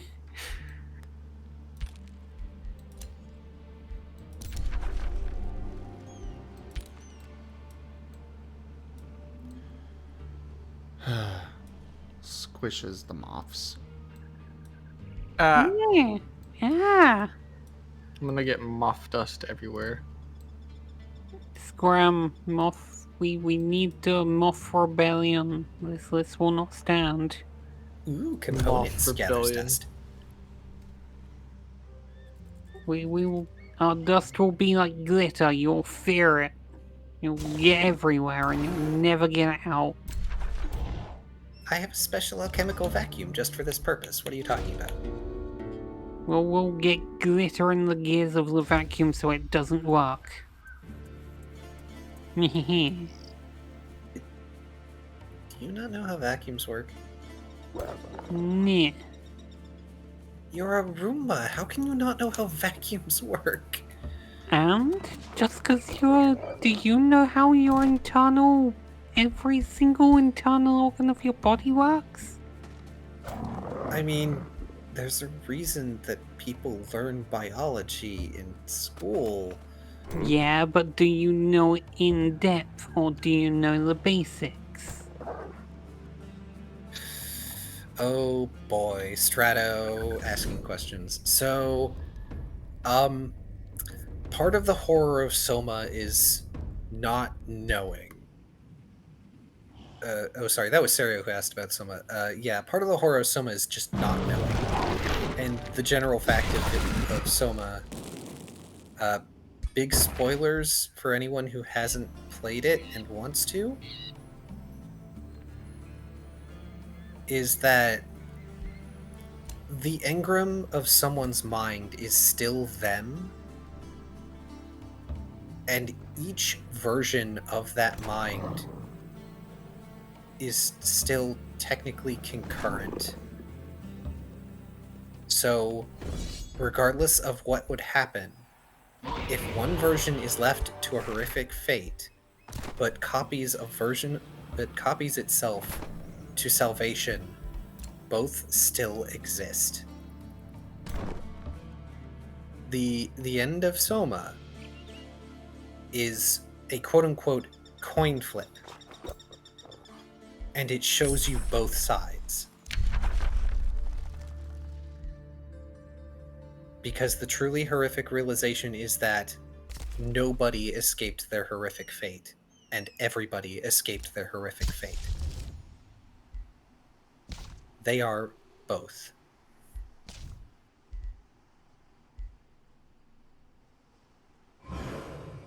Okay, Soma spoilers over. Templated souls. Core archetype. I think that's about the outsiders.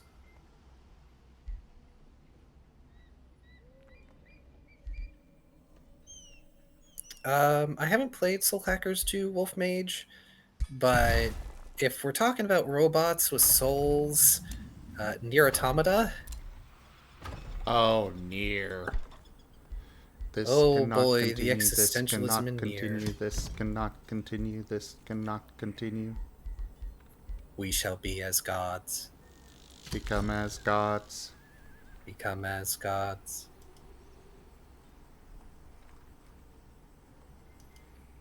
So there is a problem with that idea, Serio, about an army of copy-pasted minds. They would all have to already be loyal to the cause that they're being used for.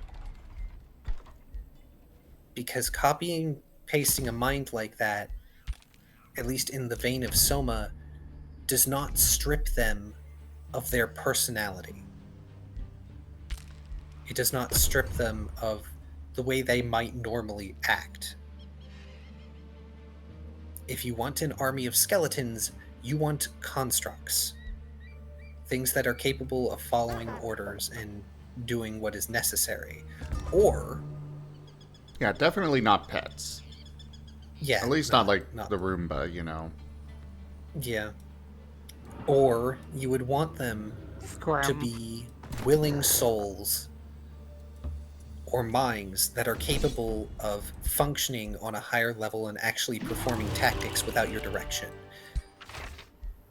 And the two sides of that are you have absolute control of what's going on and it will be entirely your fault if everything is screwed over, and you don't necessarily have that much control of what's going on, but that frees you up to do other things to make sure things don't go south.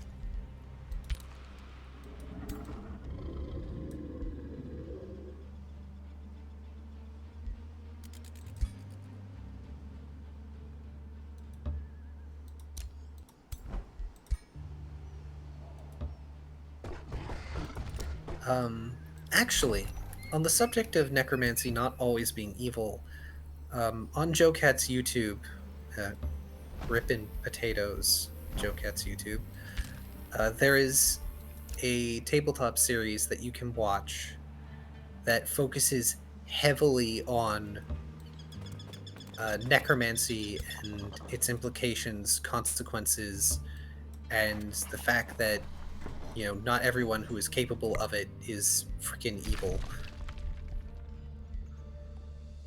Yeah. I wouldn't want to put ChatGPT in a zombie. It wouldn't even be good for for a necromancy calculator. Yeah, I'm sure it could work out.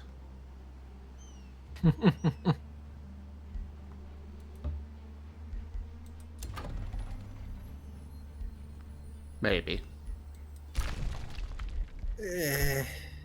And good thing to note is the series on Joe Cats, it's still going on YouTube, it's just the new episodes are in the playlist, they're not published properly.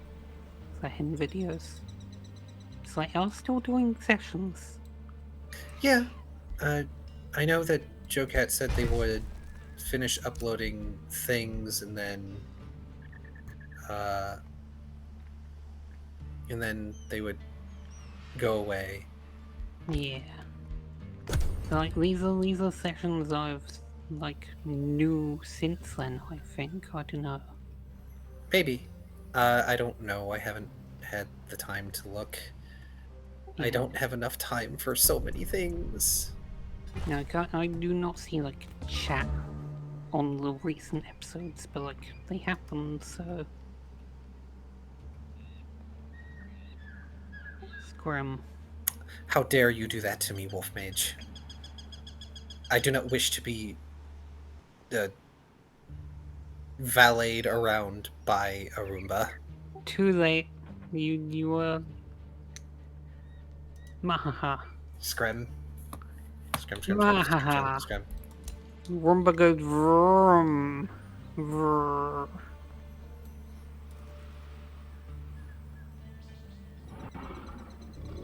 See, Roomba can go fast with things on top of there. This is proof. You. Uh-huh. Uh-huh. Something super small and lightweight. You're small and lightweight? Are you calling me fat? Yes. Mahaha. Era's back, you know. Yeah. Yeah. Era! I mean, the Jolteon compared to a Roomba, though. Yeah, in A the tiny comparison. pet-sized Jolteon. Yeah. You It's still a brat. Jolteon. You know what brats get? No. They get denied paws. No. Yes. Yes, they do. No. Don't further exasperate Era. He is having a rough day. Scram, I'm innocent in these crimes. I'm gonna put you as far away from paws as possible. Mm, Picks up the impos- Roomba, flips No. over, places you on the coffee table. No. Flails. Let me out. Let me out. 10 minutes timeout. No, I refuse. For Slowly looks over to the other moth in the room. save me. Moths must stand together.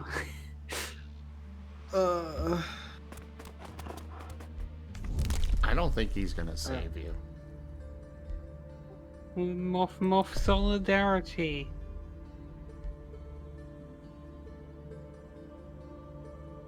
Maybe. I'll think about it. Grim. Don't be a traitor. Row.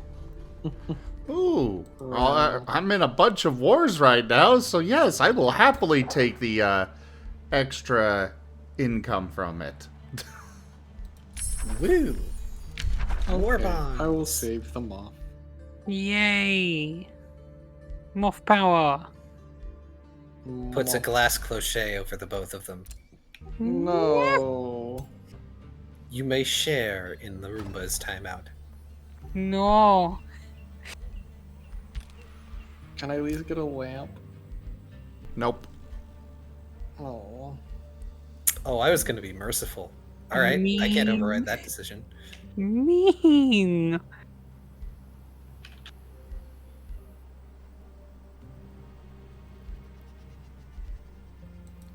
Should have thought about that before you started misbehaving. My phone rang. I'm gonna go cry now. I am innocent. Well, I suppose since the both of them are sharing the timeout, we can reduce it to 5 minutes. I'm not sure I would, but I guess that's up to you. You're busy waging wars. You don't need to worry about watching a moth. Or two. Yeah, fair.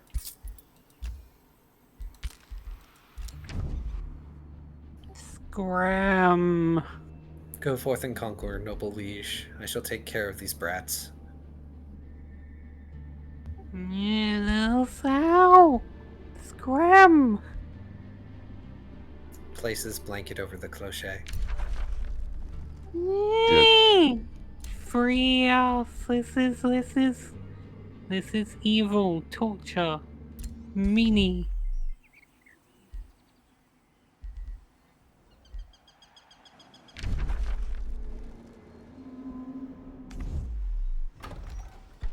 Once again, the Roomba trying to tell us what to do. Tisk, tisk, tisk. I'm just saying the truth. You're telling me what to do. Hey, Flame Wolf Spirit, that is not a ferret. That is actually a Marten. They are cousins of the ferret. And you're fine, Era. But yeah, martens are cousins of the ferret, weasel, otter, etc. But they are not ferrets. They're the tree-dwelling cousins of the family.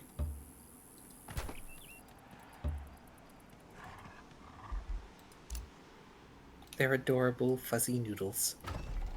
Yes. Zim just agreed to being adorable. Mahaha. Not sure what you mean there. You're a Marten. You're adorable. These two things go hand in hand. You've technically also agreed to being fuzzy and a noodle. Oh yes, I am a noodle. And fuzzy.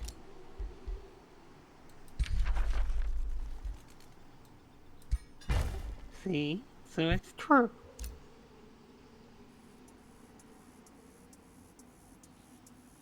Joke.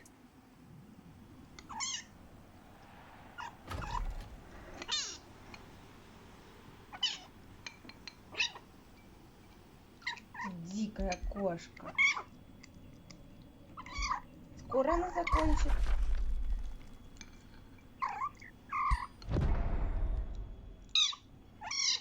You know, I've done so many evil actions recently, and yet somehow I'm not considered evil yet. Probably because your good has balanced it out. Bye, Sorara Bam. Alright, see ya, Era.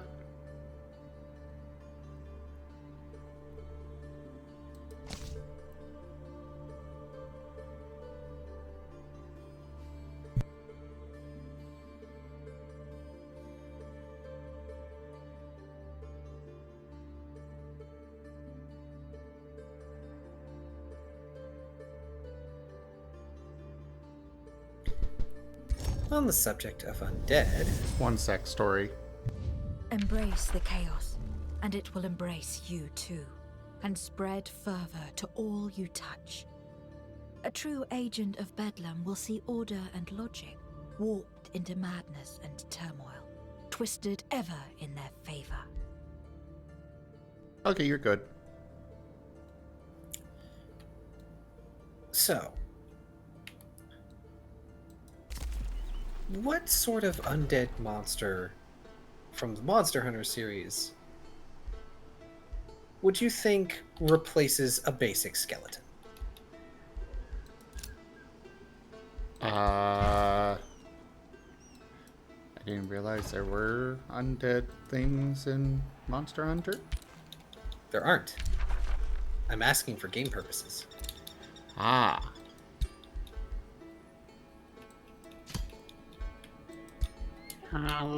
Monster Hunter game, looking forward to seeing that. Seems cool. I cannot wait for it either. Yeah. At bare minimum for one-shot purposes. Like Scrim's in wanting to be in all these cool campaigns and ideas, but Scrim in shyness. The only reason why I'm in the Digimon one that's gonna be upcoming is because I got dragged into it. Scram. Uh-huh. No, he really did.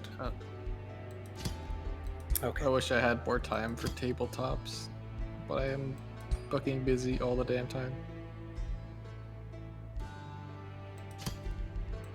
I just wish you'd come by for the ones that you're actually already in.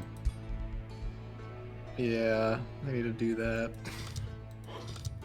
I mean, Pokerolls I've just been having like bad luck with. It's just last week this weekend I was at a convention, and the week prior I lost power like literally like an hour before session and didn't get it back until like 4 in the morning.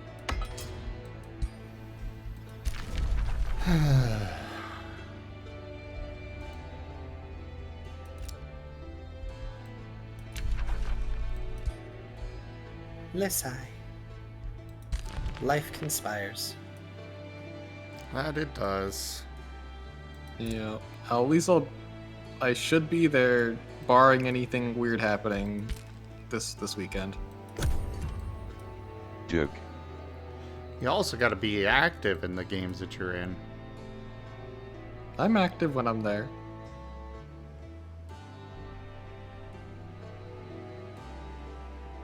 Hey, Seda.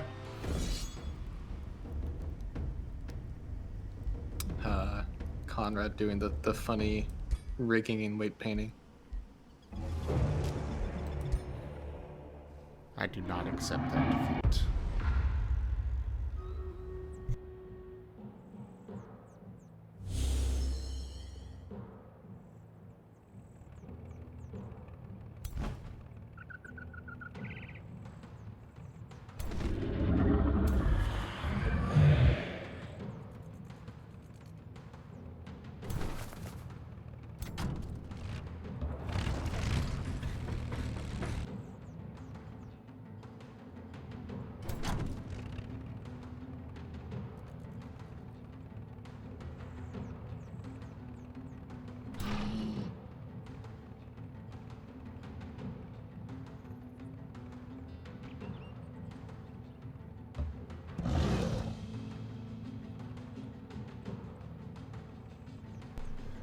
Okay.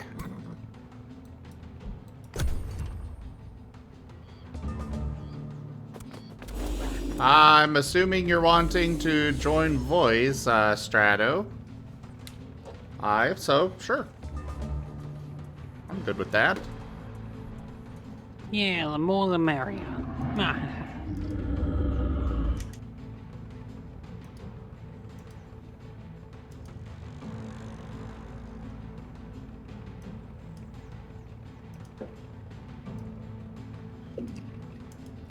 Hello. Hello. Hello. Hopefully my voice is a little bit of adjustment. You're cutting out a bit. Oh, Zim, another reason why I'm making the African Wild Dog ref now is I bought the African Wild Dog avatar. Actually, well, I haven't bought it yet, but I will buy it.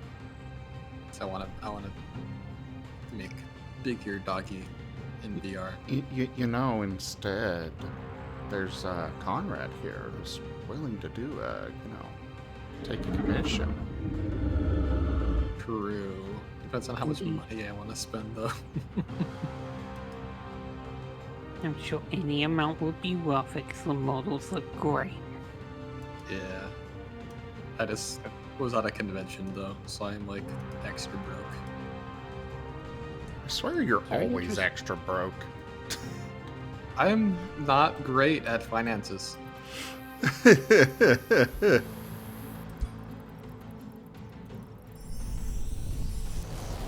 is very interesting to actually see how it goes in the creation process.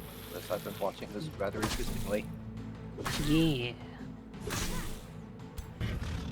I am a animator. I could make it myself, but I don't have the time. That's why I started working on a moth avatar like 6 months ago, and all I have is like basic shapes for like a head. That's all I did. Actually, I do have a curious question for you then. Like, what are some of the tools you've used? Because I've been hearing a lot of things about how Blender now as like a general purpose. You are cutting out quite a lot, Stradivarian. I think you need to speak up. So what did you say?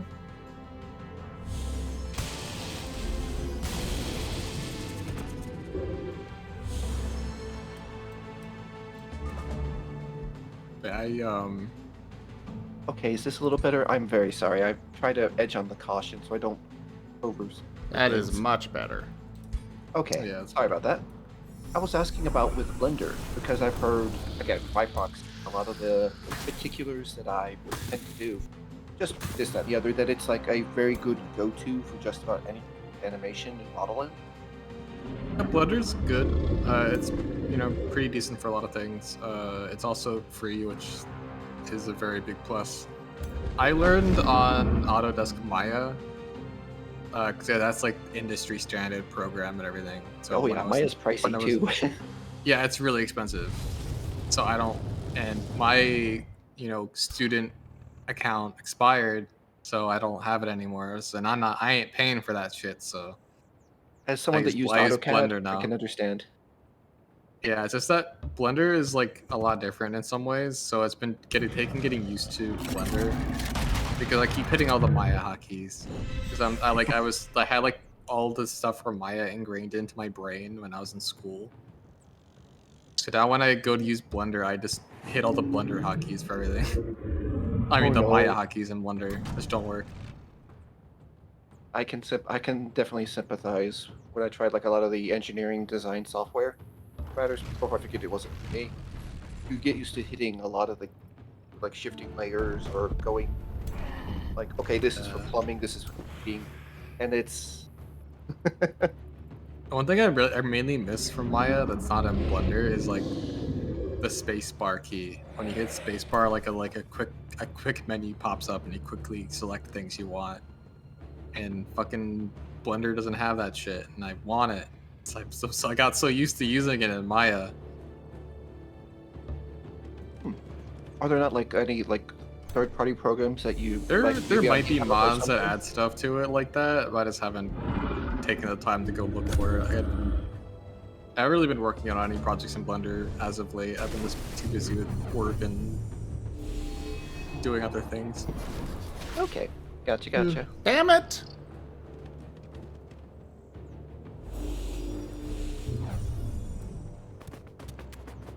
Wait, did they just kill your dragon, or is that they banished him? They killed him. Ah, nut bunnies. Yeah.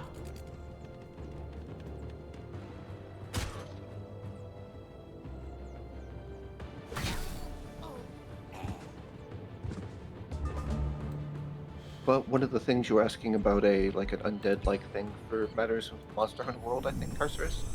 Mm-hmm. Have you looked at Valhazak? So, I was just sort of wondering with that one, because that's sort of a very close kind of, between the things like with the Fluvium that it does, and occasions sort of built around it. That it might be something that might... I would have responded, but I was trying to not eat on mic. Oh, sorry. It's okay. I know Zim hates that, and also I don't like doing it. Yeah.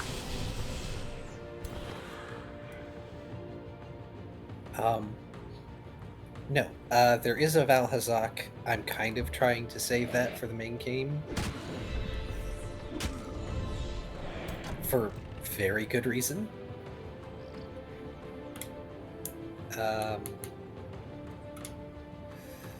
So, what I was asking for was an undead monster that would basically be the equivalent of a basic skeleton and/or zombie.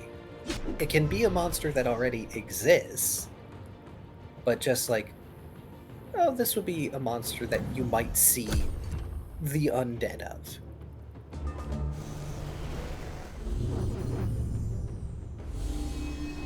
I am having Oh my god, why? Oh, good grief. Holy moly, that's a lot of health. Oof.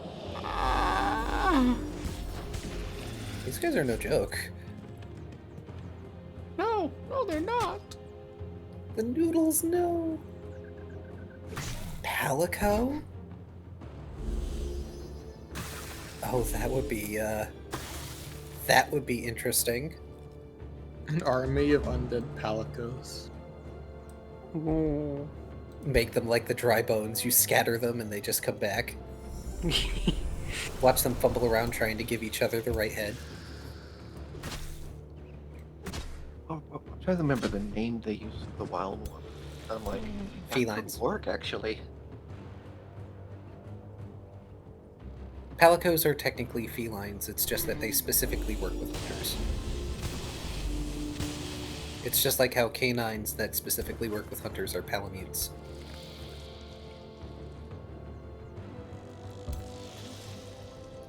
You are correct, Wolf Mage. I did ask for a basic skeleton. I just tend not to think of palicos and palamutes as monsters because they're always helping you. Yeah. I mean, even humans could be like monsters. Aha. Oh Scary. yes, I'm aware. I guess if you're a Monster Hunter campaign playing as monsters, humans can be a threat.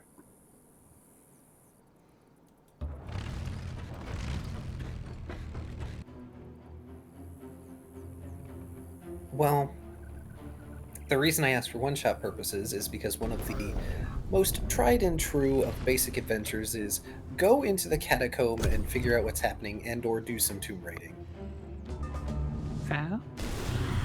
Screw those darn undead. There's another one that I'm working on one-shot wise that could also be interesting and kind of horrific in its own way. Mostly because I like having multiple ideas for people to choose from. What is it? There's some beetles, maybe? I'm trying to think. Beetles? Yeah, the beetles and all. There's more than a few scarabs and other things like that that are often collected for like blast powders, other things like that. You could, and that could be dangerous, but they probably wouldn't be in a city catacomb.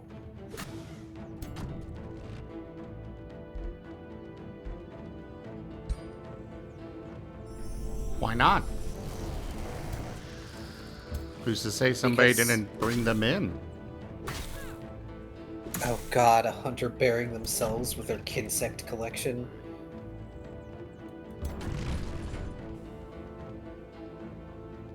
As a glaive user for things. Oof. Oh no. You are right, it is possible. I just don't find it necessarily likely, especially for a catacomb where civilians are interred.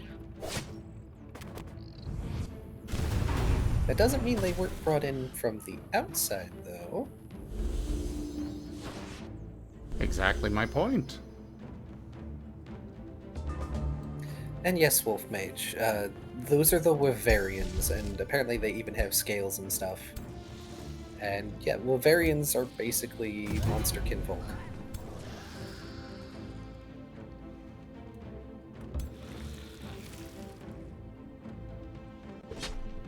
Until I knew that when I was first playing World, I thought they were just elves, and I was like, oh, okay, weird, I didn't realize Monster Hunter had elves. But then I dove down the rabbit hole of lore and realized they were so much better. The other one I can think of that might be possible are Vespoids.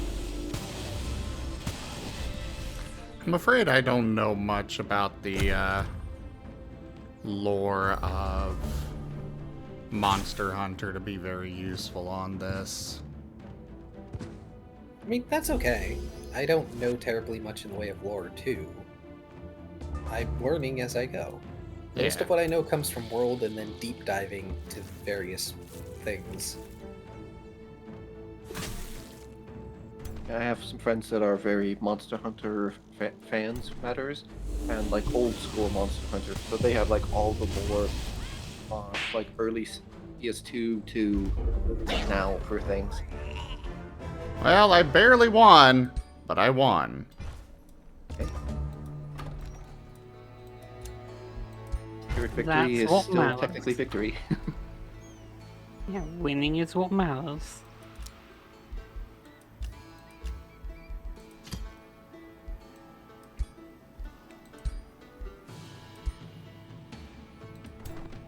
Resurrect my Durgan.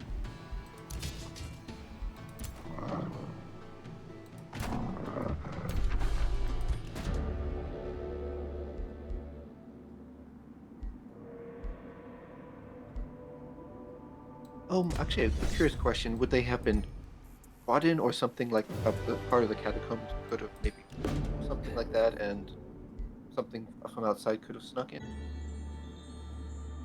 Snuck in from outside is possible.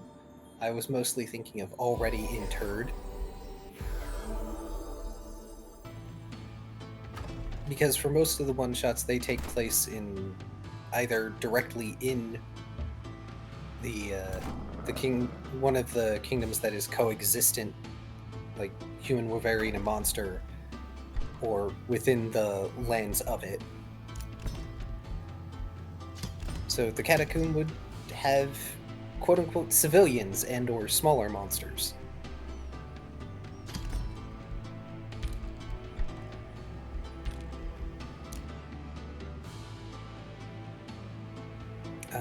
Crap, I was just about to spout a weird lore factoid, and I lost it. Brain, Sorry. retrieve.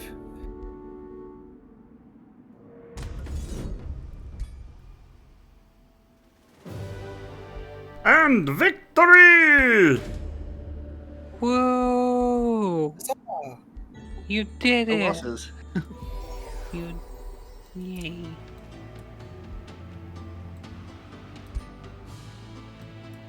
Now I have the Forbidden Shrine. Excellent. Forbidden? But that's forbidden. Forbidden it did. Do I look like I right. care? Yes. Yes, you do. All I can think. Okay, Oh, see I'm you just later, thinking- Sky. Oh, have a good day, Sky.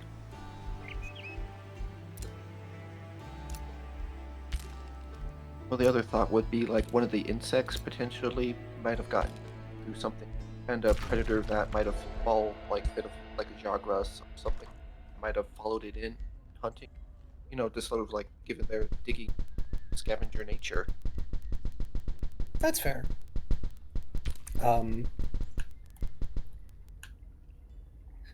Y'all keep thinking of things like the bugs and the Vespoids, and here I am thinking, oh, you know, like a Jagras skeleton or a lesser Izuchi or whatever. Oh, actually, that's not the tool nature of. That's actually a fairly good point. Oh, the factoid I just remembered. Apparently, in the lore of Monster Hunter, all the games are set in hunter settlements, which are out in the frontier. They are like away and outside of the borders of civilized areas that we never ever get to see. But apparently, like regular people can live their whole lives never seeing a monster. And they think of hunters as these weird, incredibly buff, crazy people. I mean, you kinda have to be to fight those. I mean, this is true. But it's just one of those weird little things like, oh, huh. You'd think that this is the whole of everything and this is kind of how settlements work. Nope, there's actual settled land with agriculture and all sorts of stuff like that. It's just not depicted because that's not where the focus of the games is. Yep. A kulayaku for things. Because of the tool use? Oh, that's an excellent idea. Oh. Yeah, I was gonna suggest like something small, like a jaggy. Jaggies like those raptory things, if I remember. And little and adorable. I don't remember Monster Hunter that well. I played like World for like a bunch, like years ago. I need to replay it, honestly. I mean, one thing I was planning on doing was playing into the stereotype of how a lot of the raptory bird wyverns have hierarchies and group together when they attack. And just go like, oh yeah, these could easily be bandit monster encounters. Yeah. I'd like to see that. I love like some of the more avian types of monsters or things. They just don't get enough love. Yes. They don't.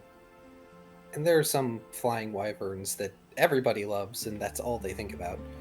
Yes, like Betelgeuse, whatever its name was. Little fucking little stealth bomber.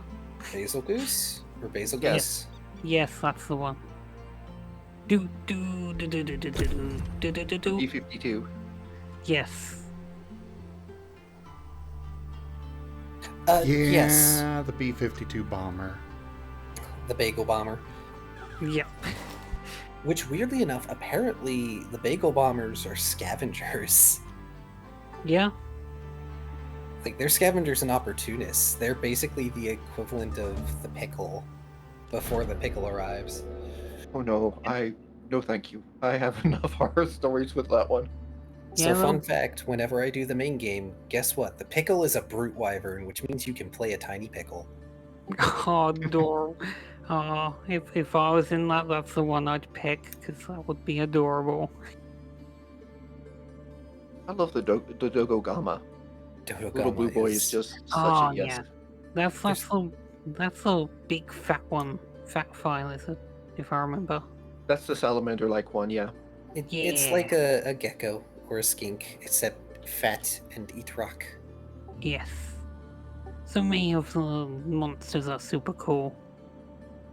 But to answer Wolfmage's talking about story, riders will also be a thing in the setting, but they are understandably cagey and or not super common, especially outside the coexistent kingdom, and even then they aren't common. At least as riders as the stories games have them. Because there's a difference between being a rider and, like in the coexistent kingdom, being effectively monster cavalry. Because like- why wouldn't they have monster cavalry? Well, it's a bit of a, like, just imagine the difficulty of raising them as well with, like, the instincts and, like, having to understand tells and everything else.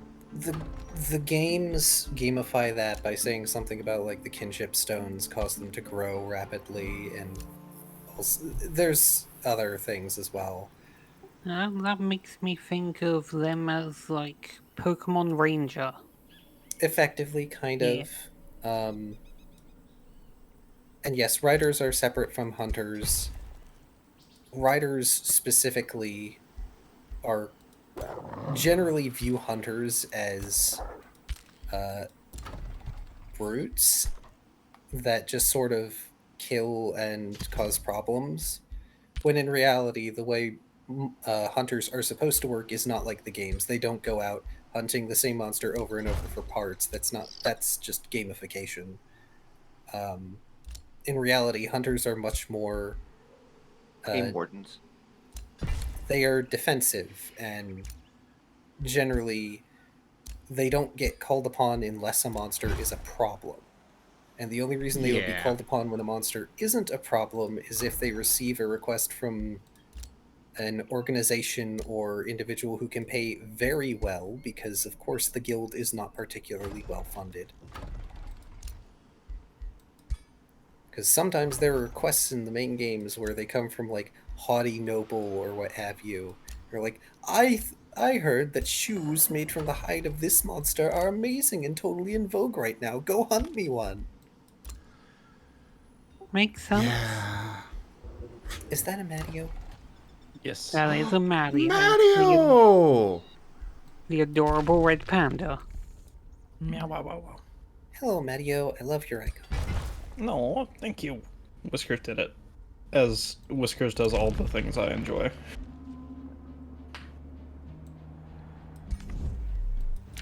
How was work today, Mario?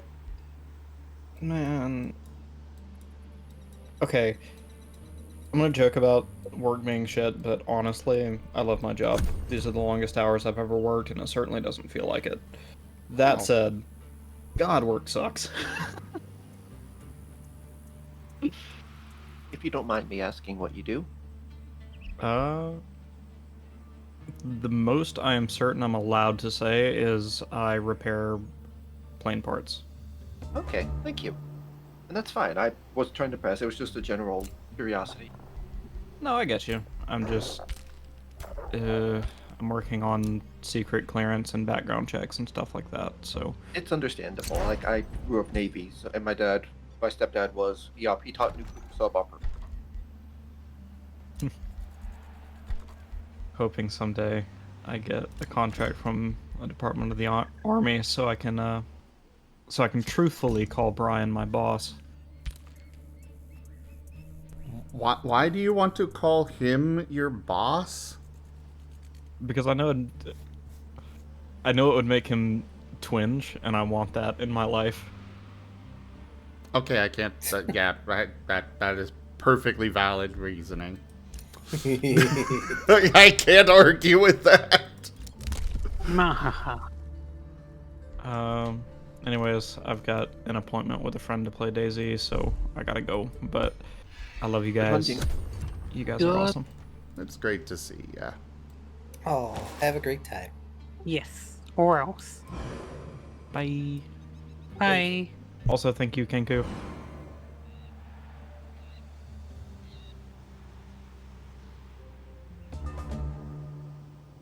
Joke. I have really delicious cheddar ranch popcorn I want to eat, but it gets all over my fingers. Oh. Aw. I want popcorn. Oh, this is very good popcorn. So you just need your pet to lick your fingers clean. Easy. There you go. Well, Rex isn't here yet. True. Though I imagine Rex would be all over that. Oh, I'm sure. Om nom nom nom. Yeah, Not on the channel here, Sirio. He does his own thing. I'm sure Mitty would be all over that.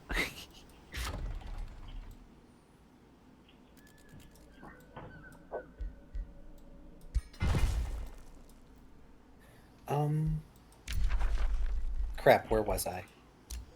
Talking about, like, the tomb last sentence. You wanted to change the conversation topics. The catacombs, sorry. I should clarify. Oh, you're fine. Tomb Catacomb. I was talking about riders in the frontier. Oh, yes, I'm sorry, yes. Oh, right. Let me quick pull up the document. Chaos that it is. Because I wrote down a thing for riders. Where is it? Children of the World, Lunatics, Constructs. Riders.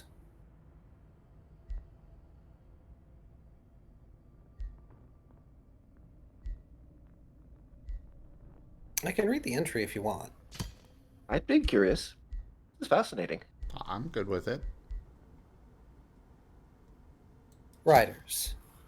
Among Bavarians and humans, there are those who work alongside monsters, either as tools or as companions. These individuals are called riders, and often rear the monsters who stand by them from eggs. Riders as a whole are few in number and often highly secretive about the methods they employ to befriend or enslave monsters. Depending on what kind of faction they interact with, a rider may be viewed as a valuable weapon, a protector, dangerous factors, or even as traitors. Among monsters, they tend to view any rider they do not personally know with an amount of healthy suspicion, as riders are known to steal eggs and are often accused of brainwashing. With the advent of lunatics, riders have faced further suspicion in regards to brainwashing, in no small part due to the kinds of powers astrals wield. Of the two types, riders that form true bonds of kinship with monsters are the more prevalent, as those who enslave and manipulate monsters into doing their bidding tend to die to their own tools.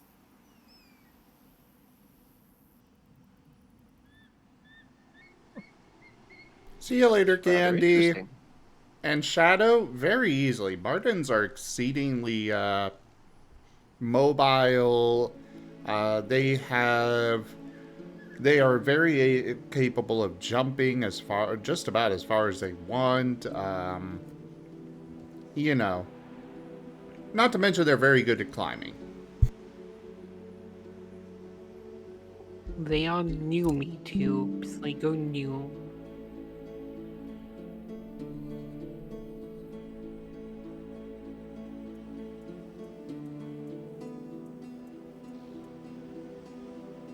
Actually, I do have a curious question for you there, Carcerus. Sure. When you say a rider, usually you usually infer it's a flying, like one of the flyers, or can it be something more terrestrial based? Look, there goes Orani. Oh no, I'm the only moth now. Oh shoot, it's been more than 5 minutes. Oh no, I'm terrible. Takes off the blanket and cliche. Unflips the Roomba.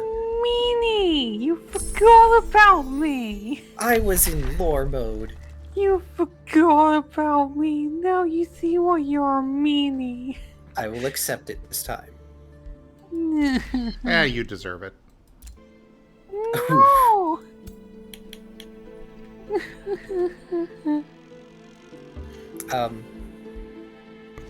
But riders can ride any type of sufficiently large monster. For those who have played the Stories games, there's a large variety that you can ride, and there are some that you can't. For reasons.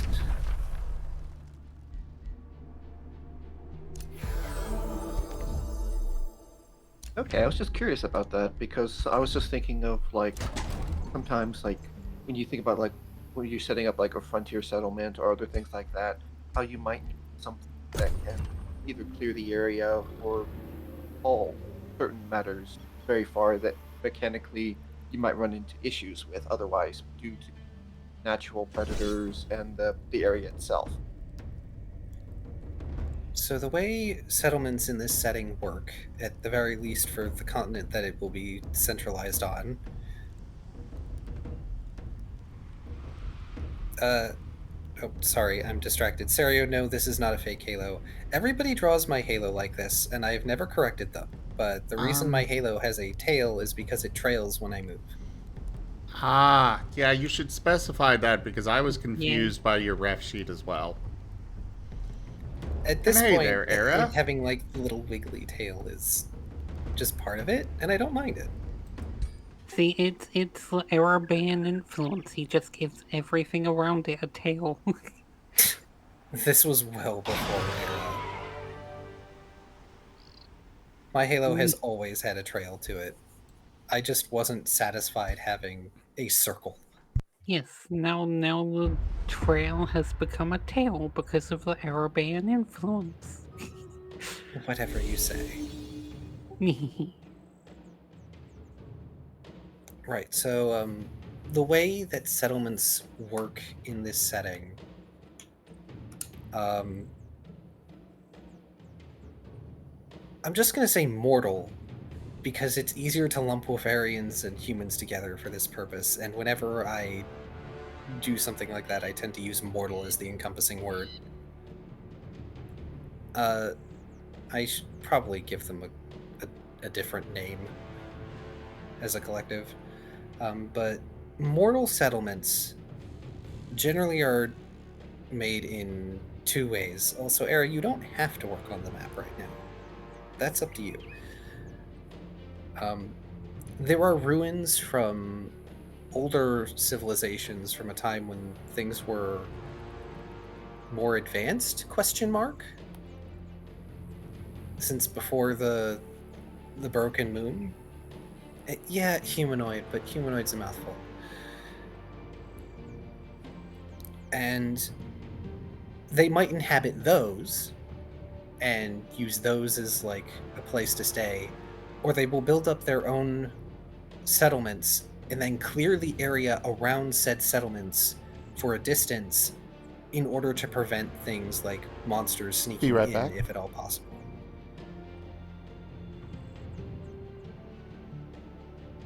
Sorry? I said I'd be right back. Carry on, though. Oh, okay. I thought I had interrupted Sim.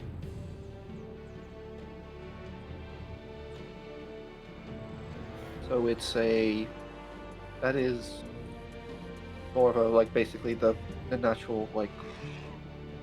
So is it more? Are they founded more towards a like a need for a arable land, or is it more something different? Out of curiosity, I like the kinds of thoughts. It depends. For instance, the non-coexistent kingdom that I have planned, Timebrinder, its capital city is set in a canyon that exits out to the ocean, and they have artificially widened that exit to effectively make what is a port city that is very defensible. But generally, this kingdom also caters to like humans, Bavarians, and hunters almost exclusively. Okay, so it's I'm trying to think of the place that came to mind. It wouldn't be like you would have the docks that would I imagine sort of spill out from that into the sea rather than going that way to prevent them from skirting around. Probably have a general high population in. It's like those midwestern sort of the adobe things carved into the walls. I'm trying to remember. I know what you're talking about. Yes, that will be part of it, especially because like having the ability to tunnel into the canyon walls.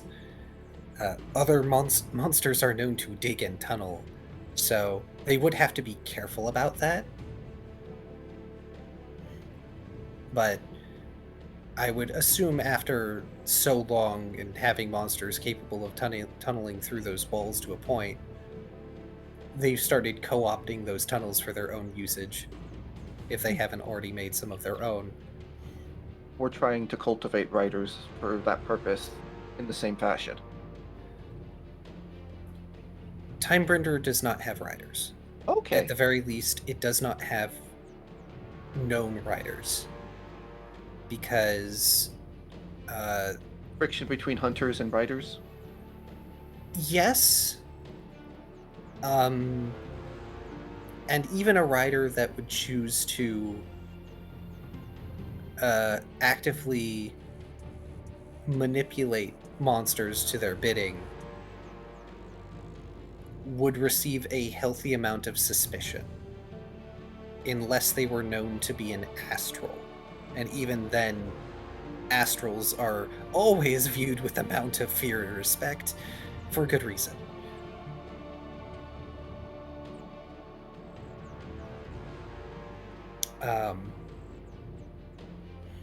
But in this kingdom, there is also...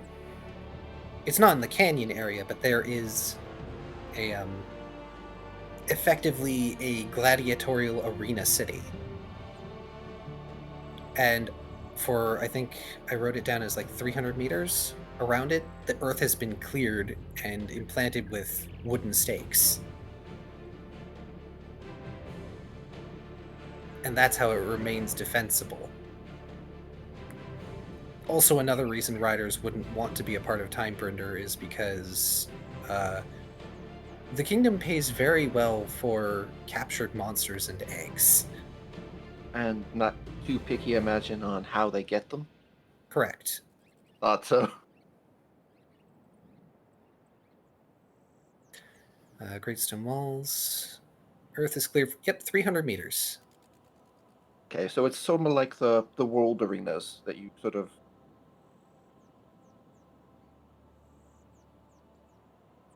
The world arenas? In World, there was a couple of cases where they'd bring in a monster or whatever for... Oh, yes. The arena battles. I don't feel like all Good the night, arena Cereal. battles are... Hi, Merle. I'm back, sorry. No, you're fine. Welcome Sorry back. for interrupting. Welcome back. And yes, hello Merle, and good night to Serial. I don't feel like the arena battles are always necessarily canon to be able to happen.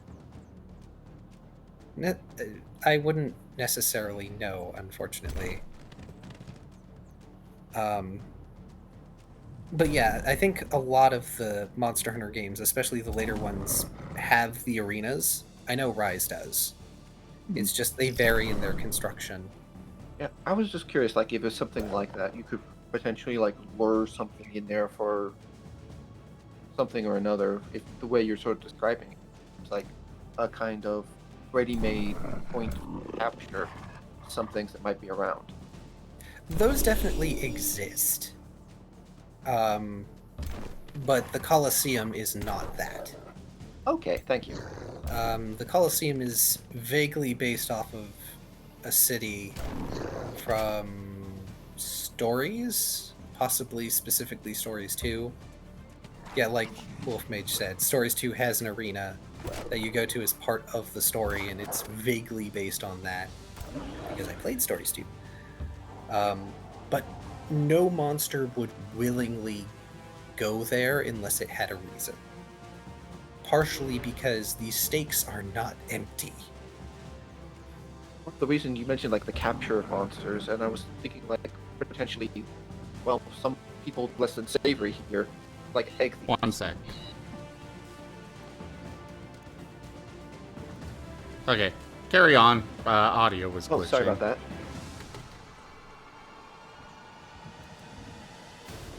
I was just thinking like some of the, I remember like in both almost all the World Rise, all that series, there's always been a series of occasional quests to the chefs will ask you of like taking one of the nest eggs for things and bringing it back. And I'm thinking about with like how you said about the value of monsters or whatever, something like that might drive them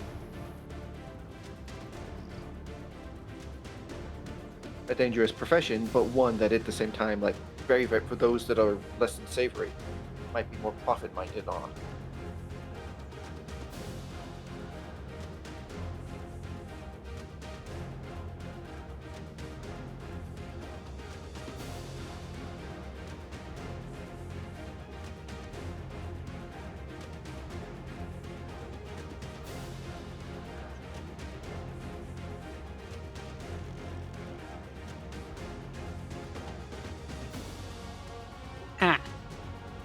Apologies, I'm responding to something.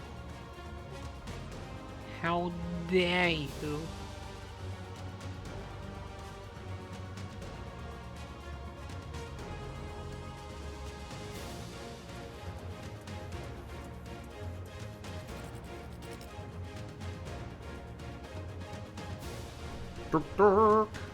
Right, so you were saying about unsavory characters, eggs, and the price upon them?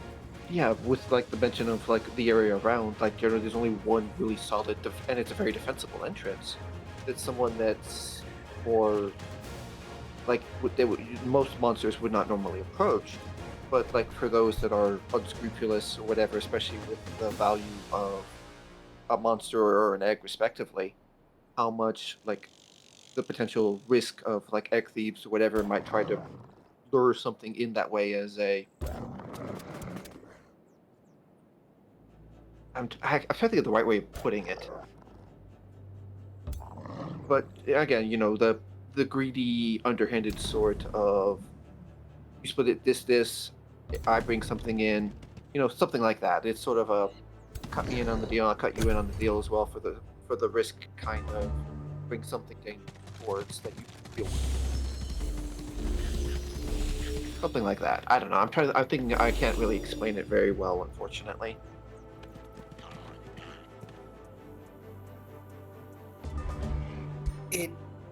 Yes, the Colosseum does provide a defensible position for that sort of market, and it kind of is central to that sort of market for its area. But that wouldn't necessarily stop a monster from chasing someone in there after them for having stolen an egg, for instance, or even a young monster. Bruh. What? Oh, they're just sitting over there, buffing out the wazoo, but I'm waiting for them to come to me. Probably should just go attack them, but, oh well. They're just standing there, menacingly. Their buffs are only gonna last so long. Yeah.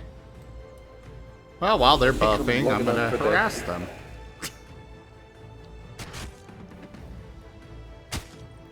Because I can just summon snakes over there. Hooray, snacks. The good noodles. Yeah, give them more noodles. There is a good reason that monsters would not try to approach or assault the Colosseum. But I'm not gonna say. Understandable story reasons. Give us a little dump. Spoiler. I can tell you about an area near the Colosseum. It's where they got the wood for the stakes. World building is world building. I'm always fascinated by it. Hang on.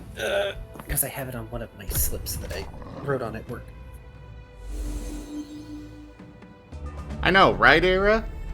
Also, Era, you want to do some Super Animal Royale here in a bit?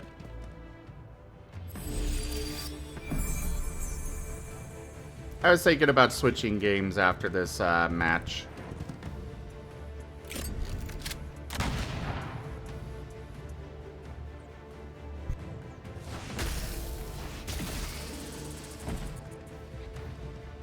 No, like I just love how the approach that people take to world building is so. It's always the whys that are fascinating with it. Just, I don't know. It's.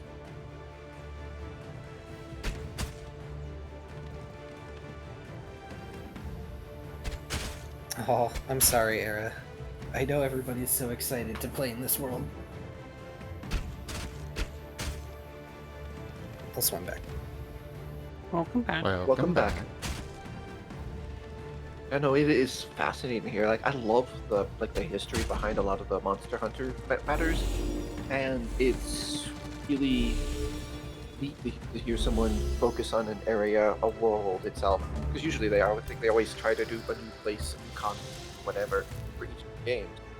So with this, it's like, ooh, this sounds very neat. Like why you would settle here, like you described it perfectly. With like it's very defensible. The access to sea travel means there's plenty of food.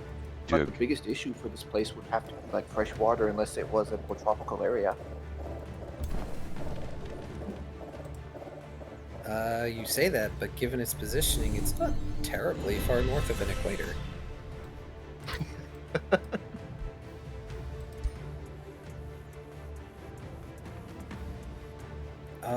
But yeah, so the Colosseum is actually quite not near the capital, which is probably a good thing.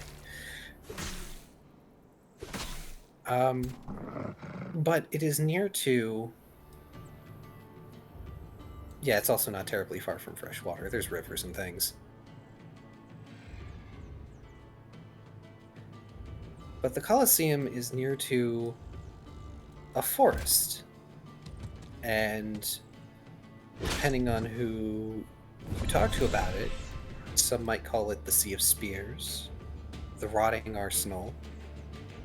But the children of the world, the monsters, know it as the Forest of Her Mourning.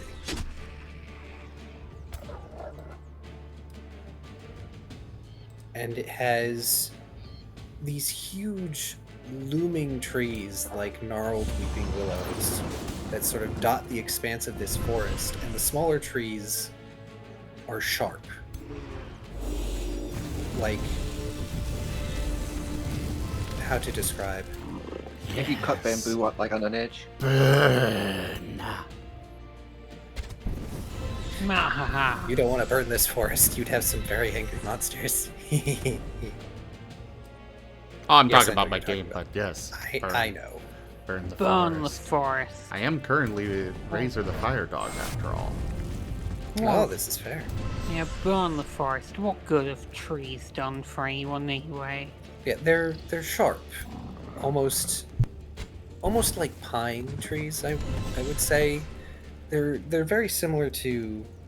I guess from a distance they would appear like spears. Even their branches are sharp, such that falling on them, like say from above, like from one of the giant willows, you would almost certainly be impaled or suffer severe laceration. And even fallen branches are still sharp on the forest floor, making it somewhat dangerous to traverse.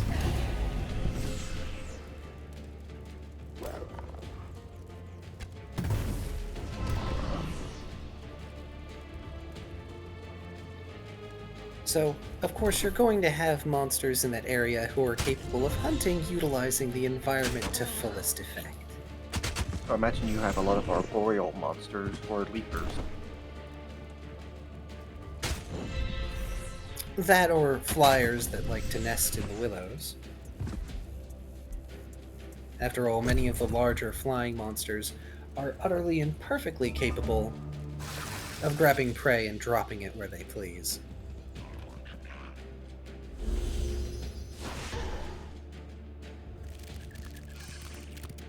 This is, of course, to say nothing about those that stalk the ground.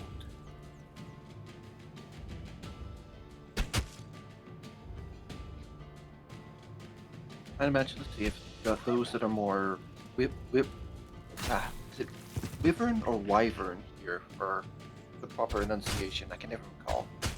It does not matter to me. Okay. I know some people prefer one or the other.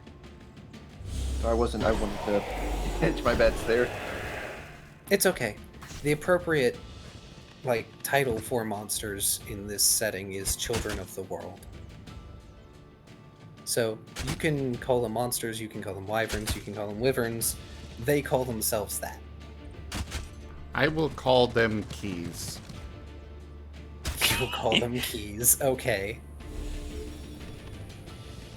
They, the shortening of it is literally the children. I will call them adorable, because they are. I would guess then, and again, this is just pure hypothetical guessing, that most of the monsters that are not based in the trees or flyers are probably either very heavily armored or things like a Baroth. I think is the right one. Not the right environment for Baroth. I know what you're talking about, though. Kids. Kids. Kids. I'm okay with this. Yes, that makes sense, because you are mom child. They are your kids. Okay. Oh, sorry. No, it's just Mahaha, and you go.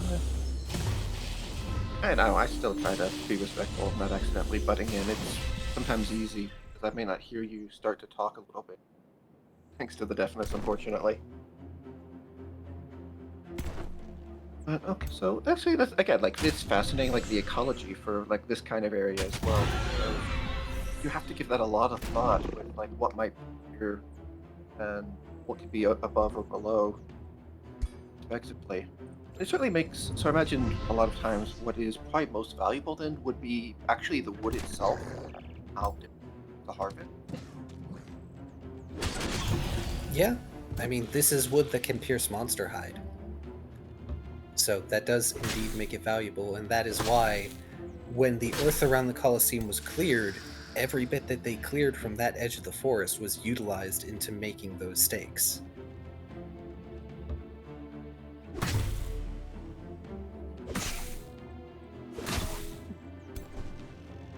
And part of the reason for the Rotting Arsenal name is, yeah, sometimes there are just fallen monsters that stay stuck on the branches.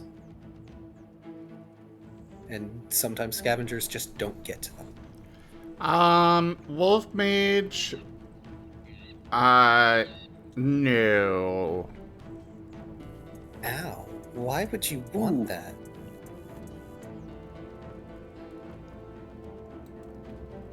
Well, I mean, aside from, you know, the pain of stepping on something, there's also the fact that we don't really have that many games that use D20s anymore. Yeah, it would have to be D10s, which is ostensibly worse. D20s are closer to spheres. This even more like a Lego. But I wasn't going to make the Lego comparison, but yes. Ooh. I will say I already have a an emote for D10s. Indeed. Yee.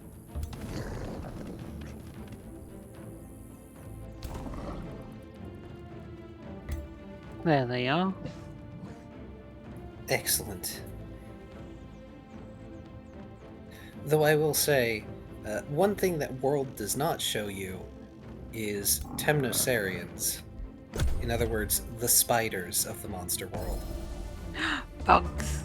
Yeah, there aren't very many Kill them all. Neopterans or Temnosarians. How dare they not show the bugs? I'm sorry, Those Zim. were what more were you popular in Generation. I they? said kill them all. Burn them all. saying? No. Hopefully nobody chooses to play a Temnosarian. Don't hurt the bugs. The only two I know of are the Rachna Kadachi and the other one. Shoot, the Nursilla. And both of them like to cloak themselves. One is basically cloaked in fire-resistant webbing because apparently they have fire. I have yet to fight one properly. And then the other one cloaks itself in monster hide from previous hunts in order to camouflage itself. Oh, there's a. I'm trying to think of it. It's a. Oh. It's a well. It's a. Oh, bloody heck. One moment. My brain's doing the half kickstart.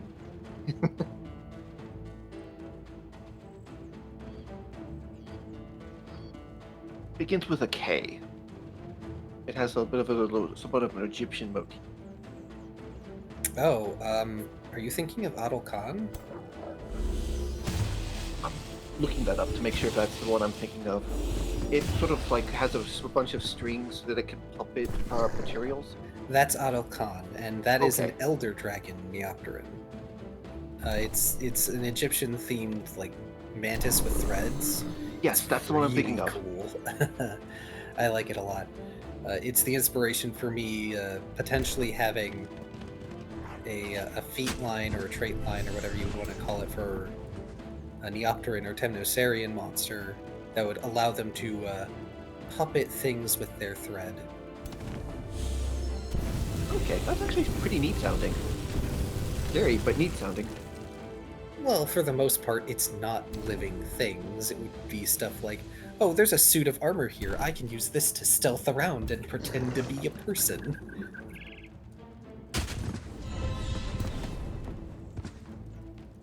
Meanwhile, Adil Khan makes a wholesale Megazord. It is a very infamous fight. I have been told. But I yes. really need to play more. Have I shown you my hunter art, my monster hunter art key? I don't. It's news to me. I don't think so.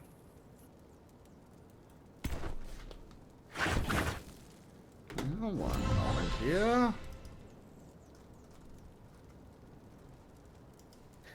But yeah, the forest of her morning is probably a good place for a Temnosarian to roost. Yay, bugs.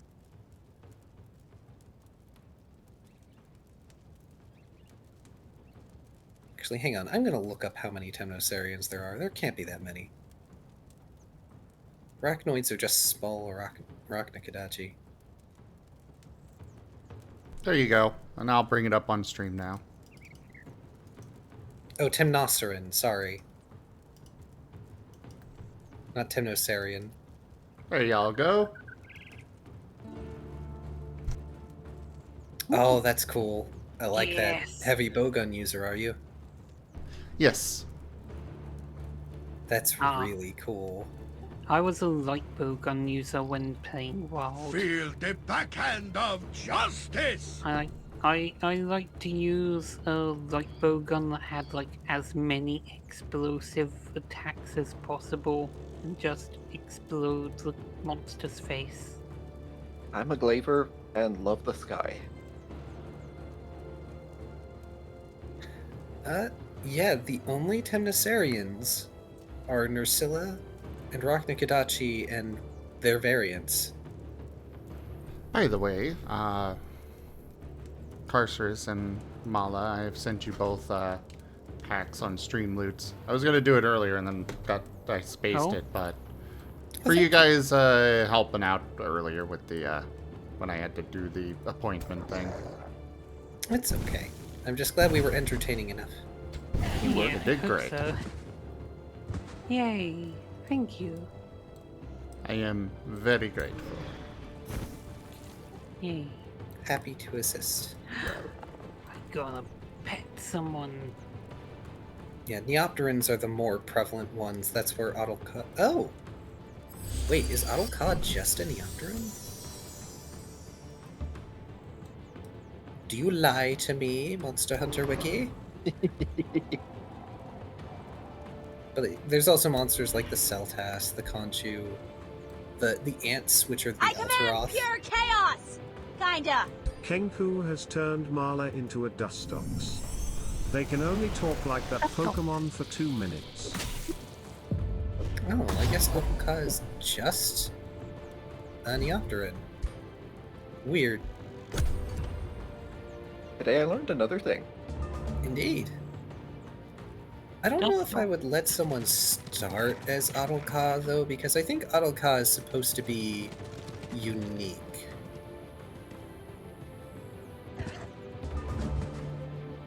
Maybe?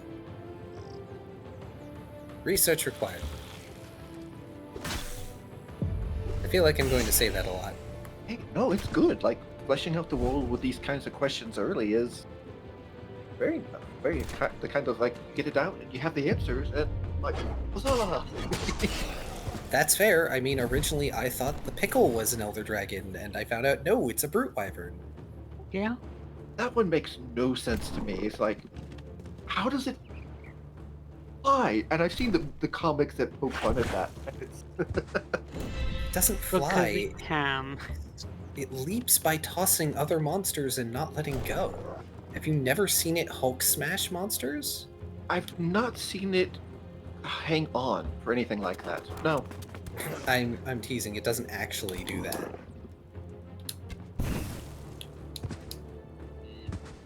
And this battle is ours, with no losses. Excellent. Nice. Nice. You know what? I got couldn't save them.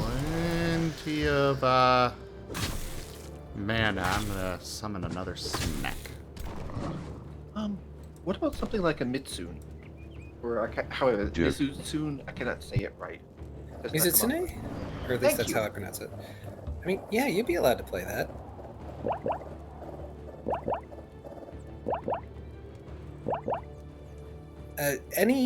Basically any non-Elder Dragon monster I would allow to be playable. And there would be the option of eventually, you know, maybe you mutate or evolve into an Elder Dragon later. Oh, you mean like a deviant? Words. Deviants. Depending on the deviant, I would even allow you to start as a deviant. Part of the way Scar works is that there's... Is it evolutions? I keep forgetting. Yes, but with evolutions, you can also go through what are essentially growth phases. Yes. Which is basically where, you know, the ability to eventually become an Elder Dragon comes from. Because I was thinking about that, the whole growth phases and the evolutions in Scar, and I thought, well, how can I put that in? And it just sort of happened because some people were like, oh, I can't play an Elder Dragon. It's like, well, I guess you could become one.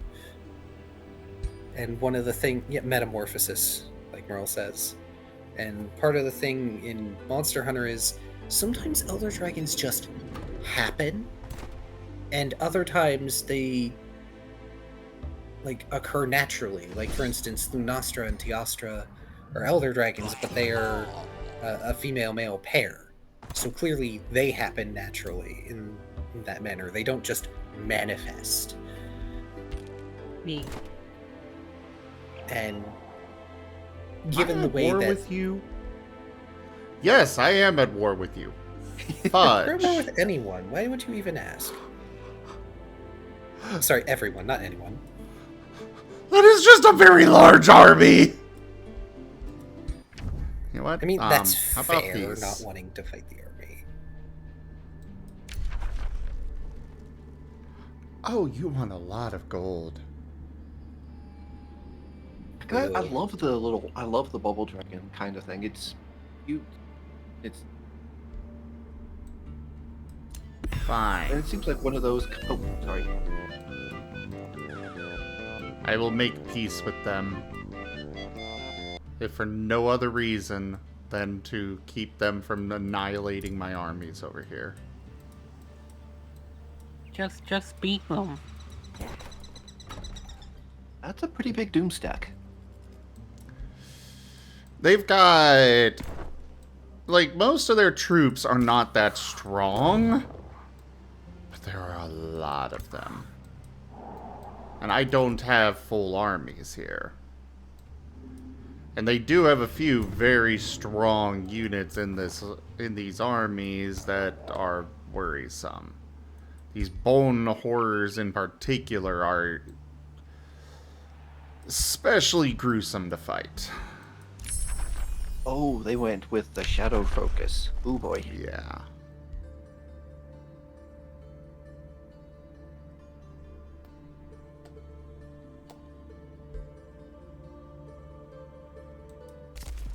Yeah, just your world sounds like amazingly fun cards. And I will second, I think, what Era, I believe, said of like wanting to play in that, because I did get to play more of the. It was unfortunately in 5e for they just like a little one-off with Matter, and it was fun. Like just sort of the interaction of like the areas and the time, and the fact that you can sort of create an ecosystem within an area, like it's much more centralized for a place with like the way the Monster Hunter has always.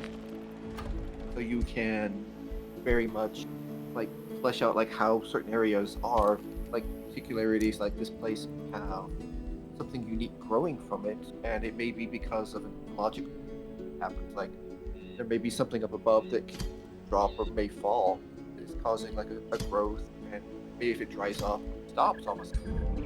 Got like reason to investigate, or just a lot of little things like that that helps that you can bring in people to the world with.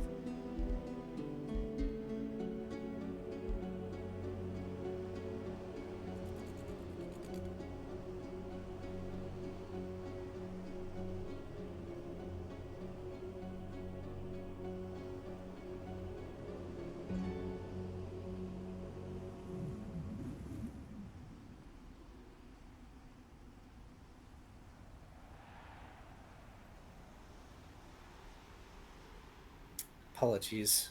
I'm currently fighting a Kulu-Yaku. How dare you? Kulu-Yaku is a bird wyvern. You should be thanking me, Moth. But they're cute. I sort of agree. I hate to have to go against one because Like, wasn't Kulu-Yaku what they used for like the Final Fantasy 14 crossover or whatever? Yes, no, that was a it different was one. used for the Behemoth quest. Yeah. It was cool. I command pure chaos! Kinda. Alpul 234 has turned Marla into a Vanillish. They can only talk like that Pokemon for 2 minutes. Poor Mala. Vanillish. Thank you for taking one for the team there. Vanillish. Alpul 234 is giving a big lick to Marla. I like the image that Conrad brought up. He's got to go walk his dog right now, so he'll be back with us soon. Vanillish.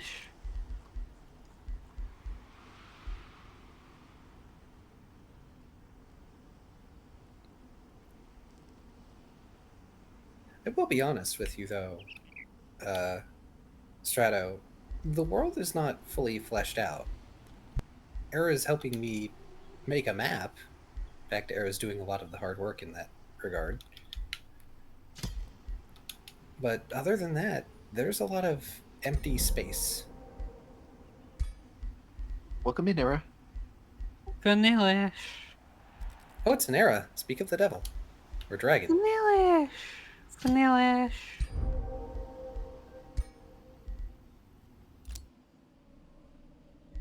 If you are speaking, we are not hearing you. Hello. Hello. Vanillish. It's probably good I said a very loud cuss word. I hope your day has been a little bit better. It's fine. I just hate reviews with a passion. They're always so bloody insulting.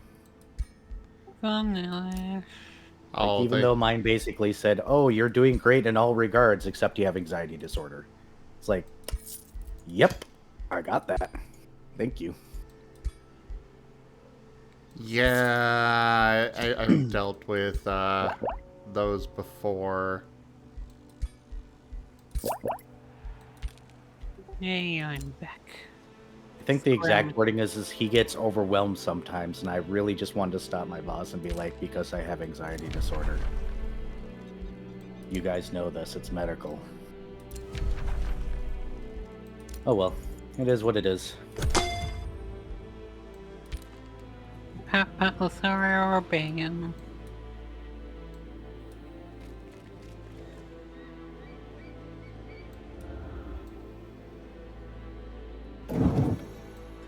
Yeah, get out of here. Walpole 234 is sending you a hug. Yes, everybody hug Lothario Bangin. I'm good with that hugs. But you need them. Excuse me?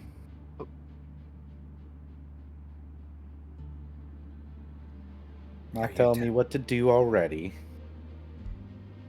I wasn't telling you what to do, I just said you need hugs. But I don't need hugs. Too late, already being hugged. Hug Lothario Bangin.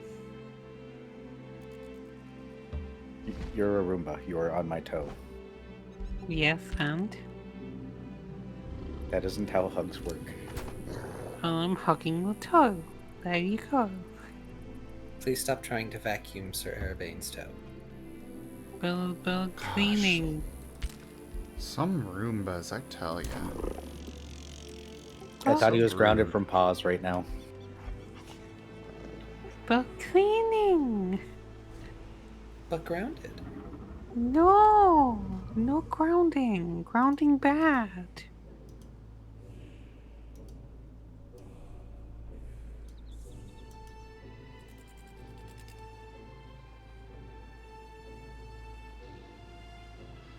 Alright, let's go and switch over to doing some Super Animal Royale if you're ready for it now, Era. Yeah, as ready as I can be. Okay, I will step on out and wish everyone stepping in for the Royale the best of luck and the best of aim. Once I finish this hunt, I can join you. At least have a wonderful day. Boy. I'm gonna grab refreshments real quick then.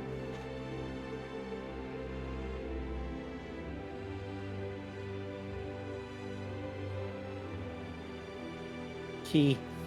Meow. Key cute. You adorable. Key very smart. Maybe.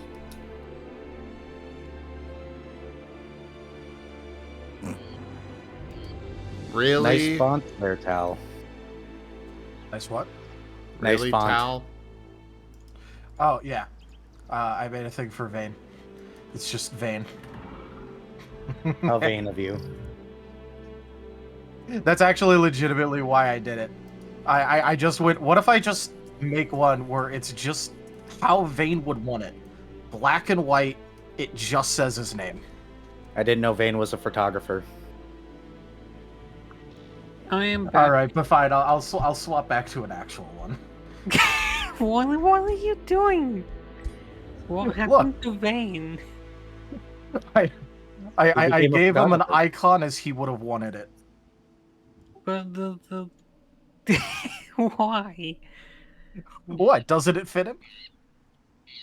Famously adorable Macro. How can you do this to Okay. him? All right, fine. I moved it back.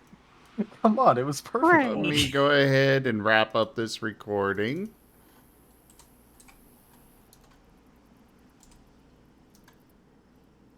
Thank you, everybody, for joining us today for Age of Wonders 4, as well as this Art Marten stream. Check out our website, zgfgaming.com. We've got links for our Discord, Telegram, Mastodon, Blue Sky, Patreon, and more. They are on the website as well as down in the description below through our link tree. Thank you to my patrons, tippers, and subscribers. It is your support that keeps this channel alive and going. I could not do this without your guys' help and support, so thank you. Consider becoming a patron over at patreon.com/zgfgaming.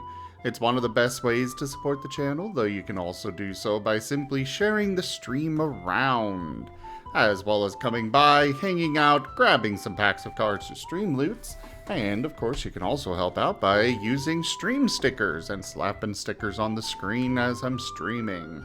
But for now, thank you all so much for joining, and I bid you the most fondest adieu. Bye-bye. Bye, everyone. You're all adorable.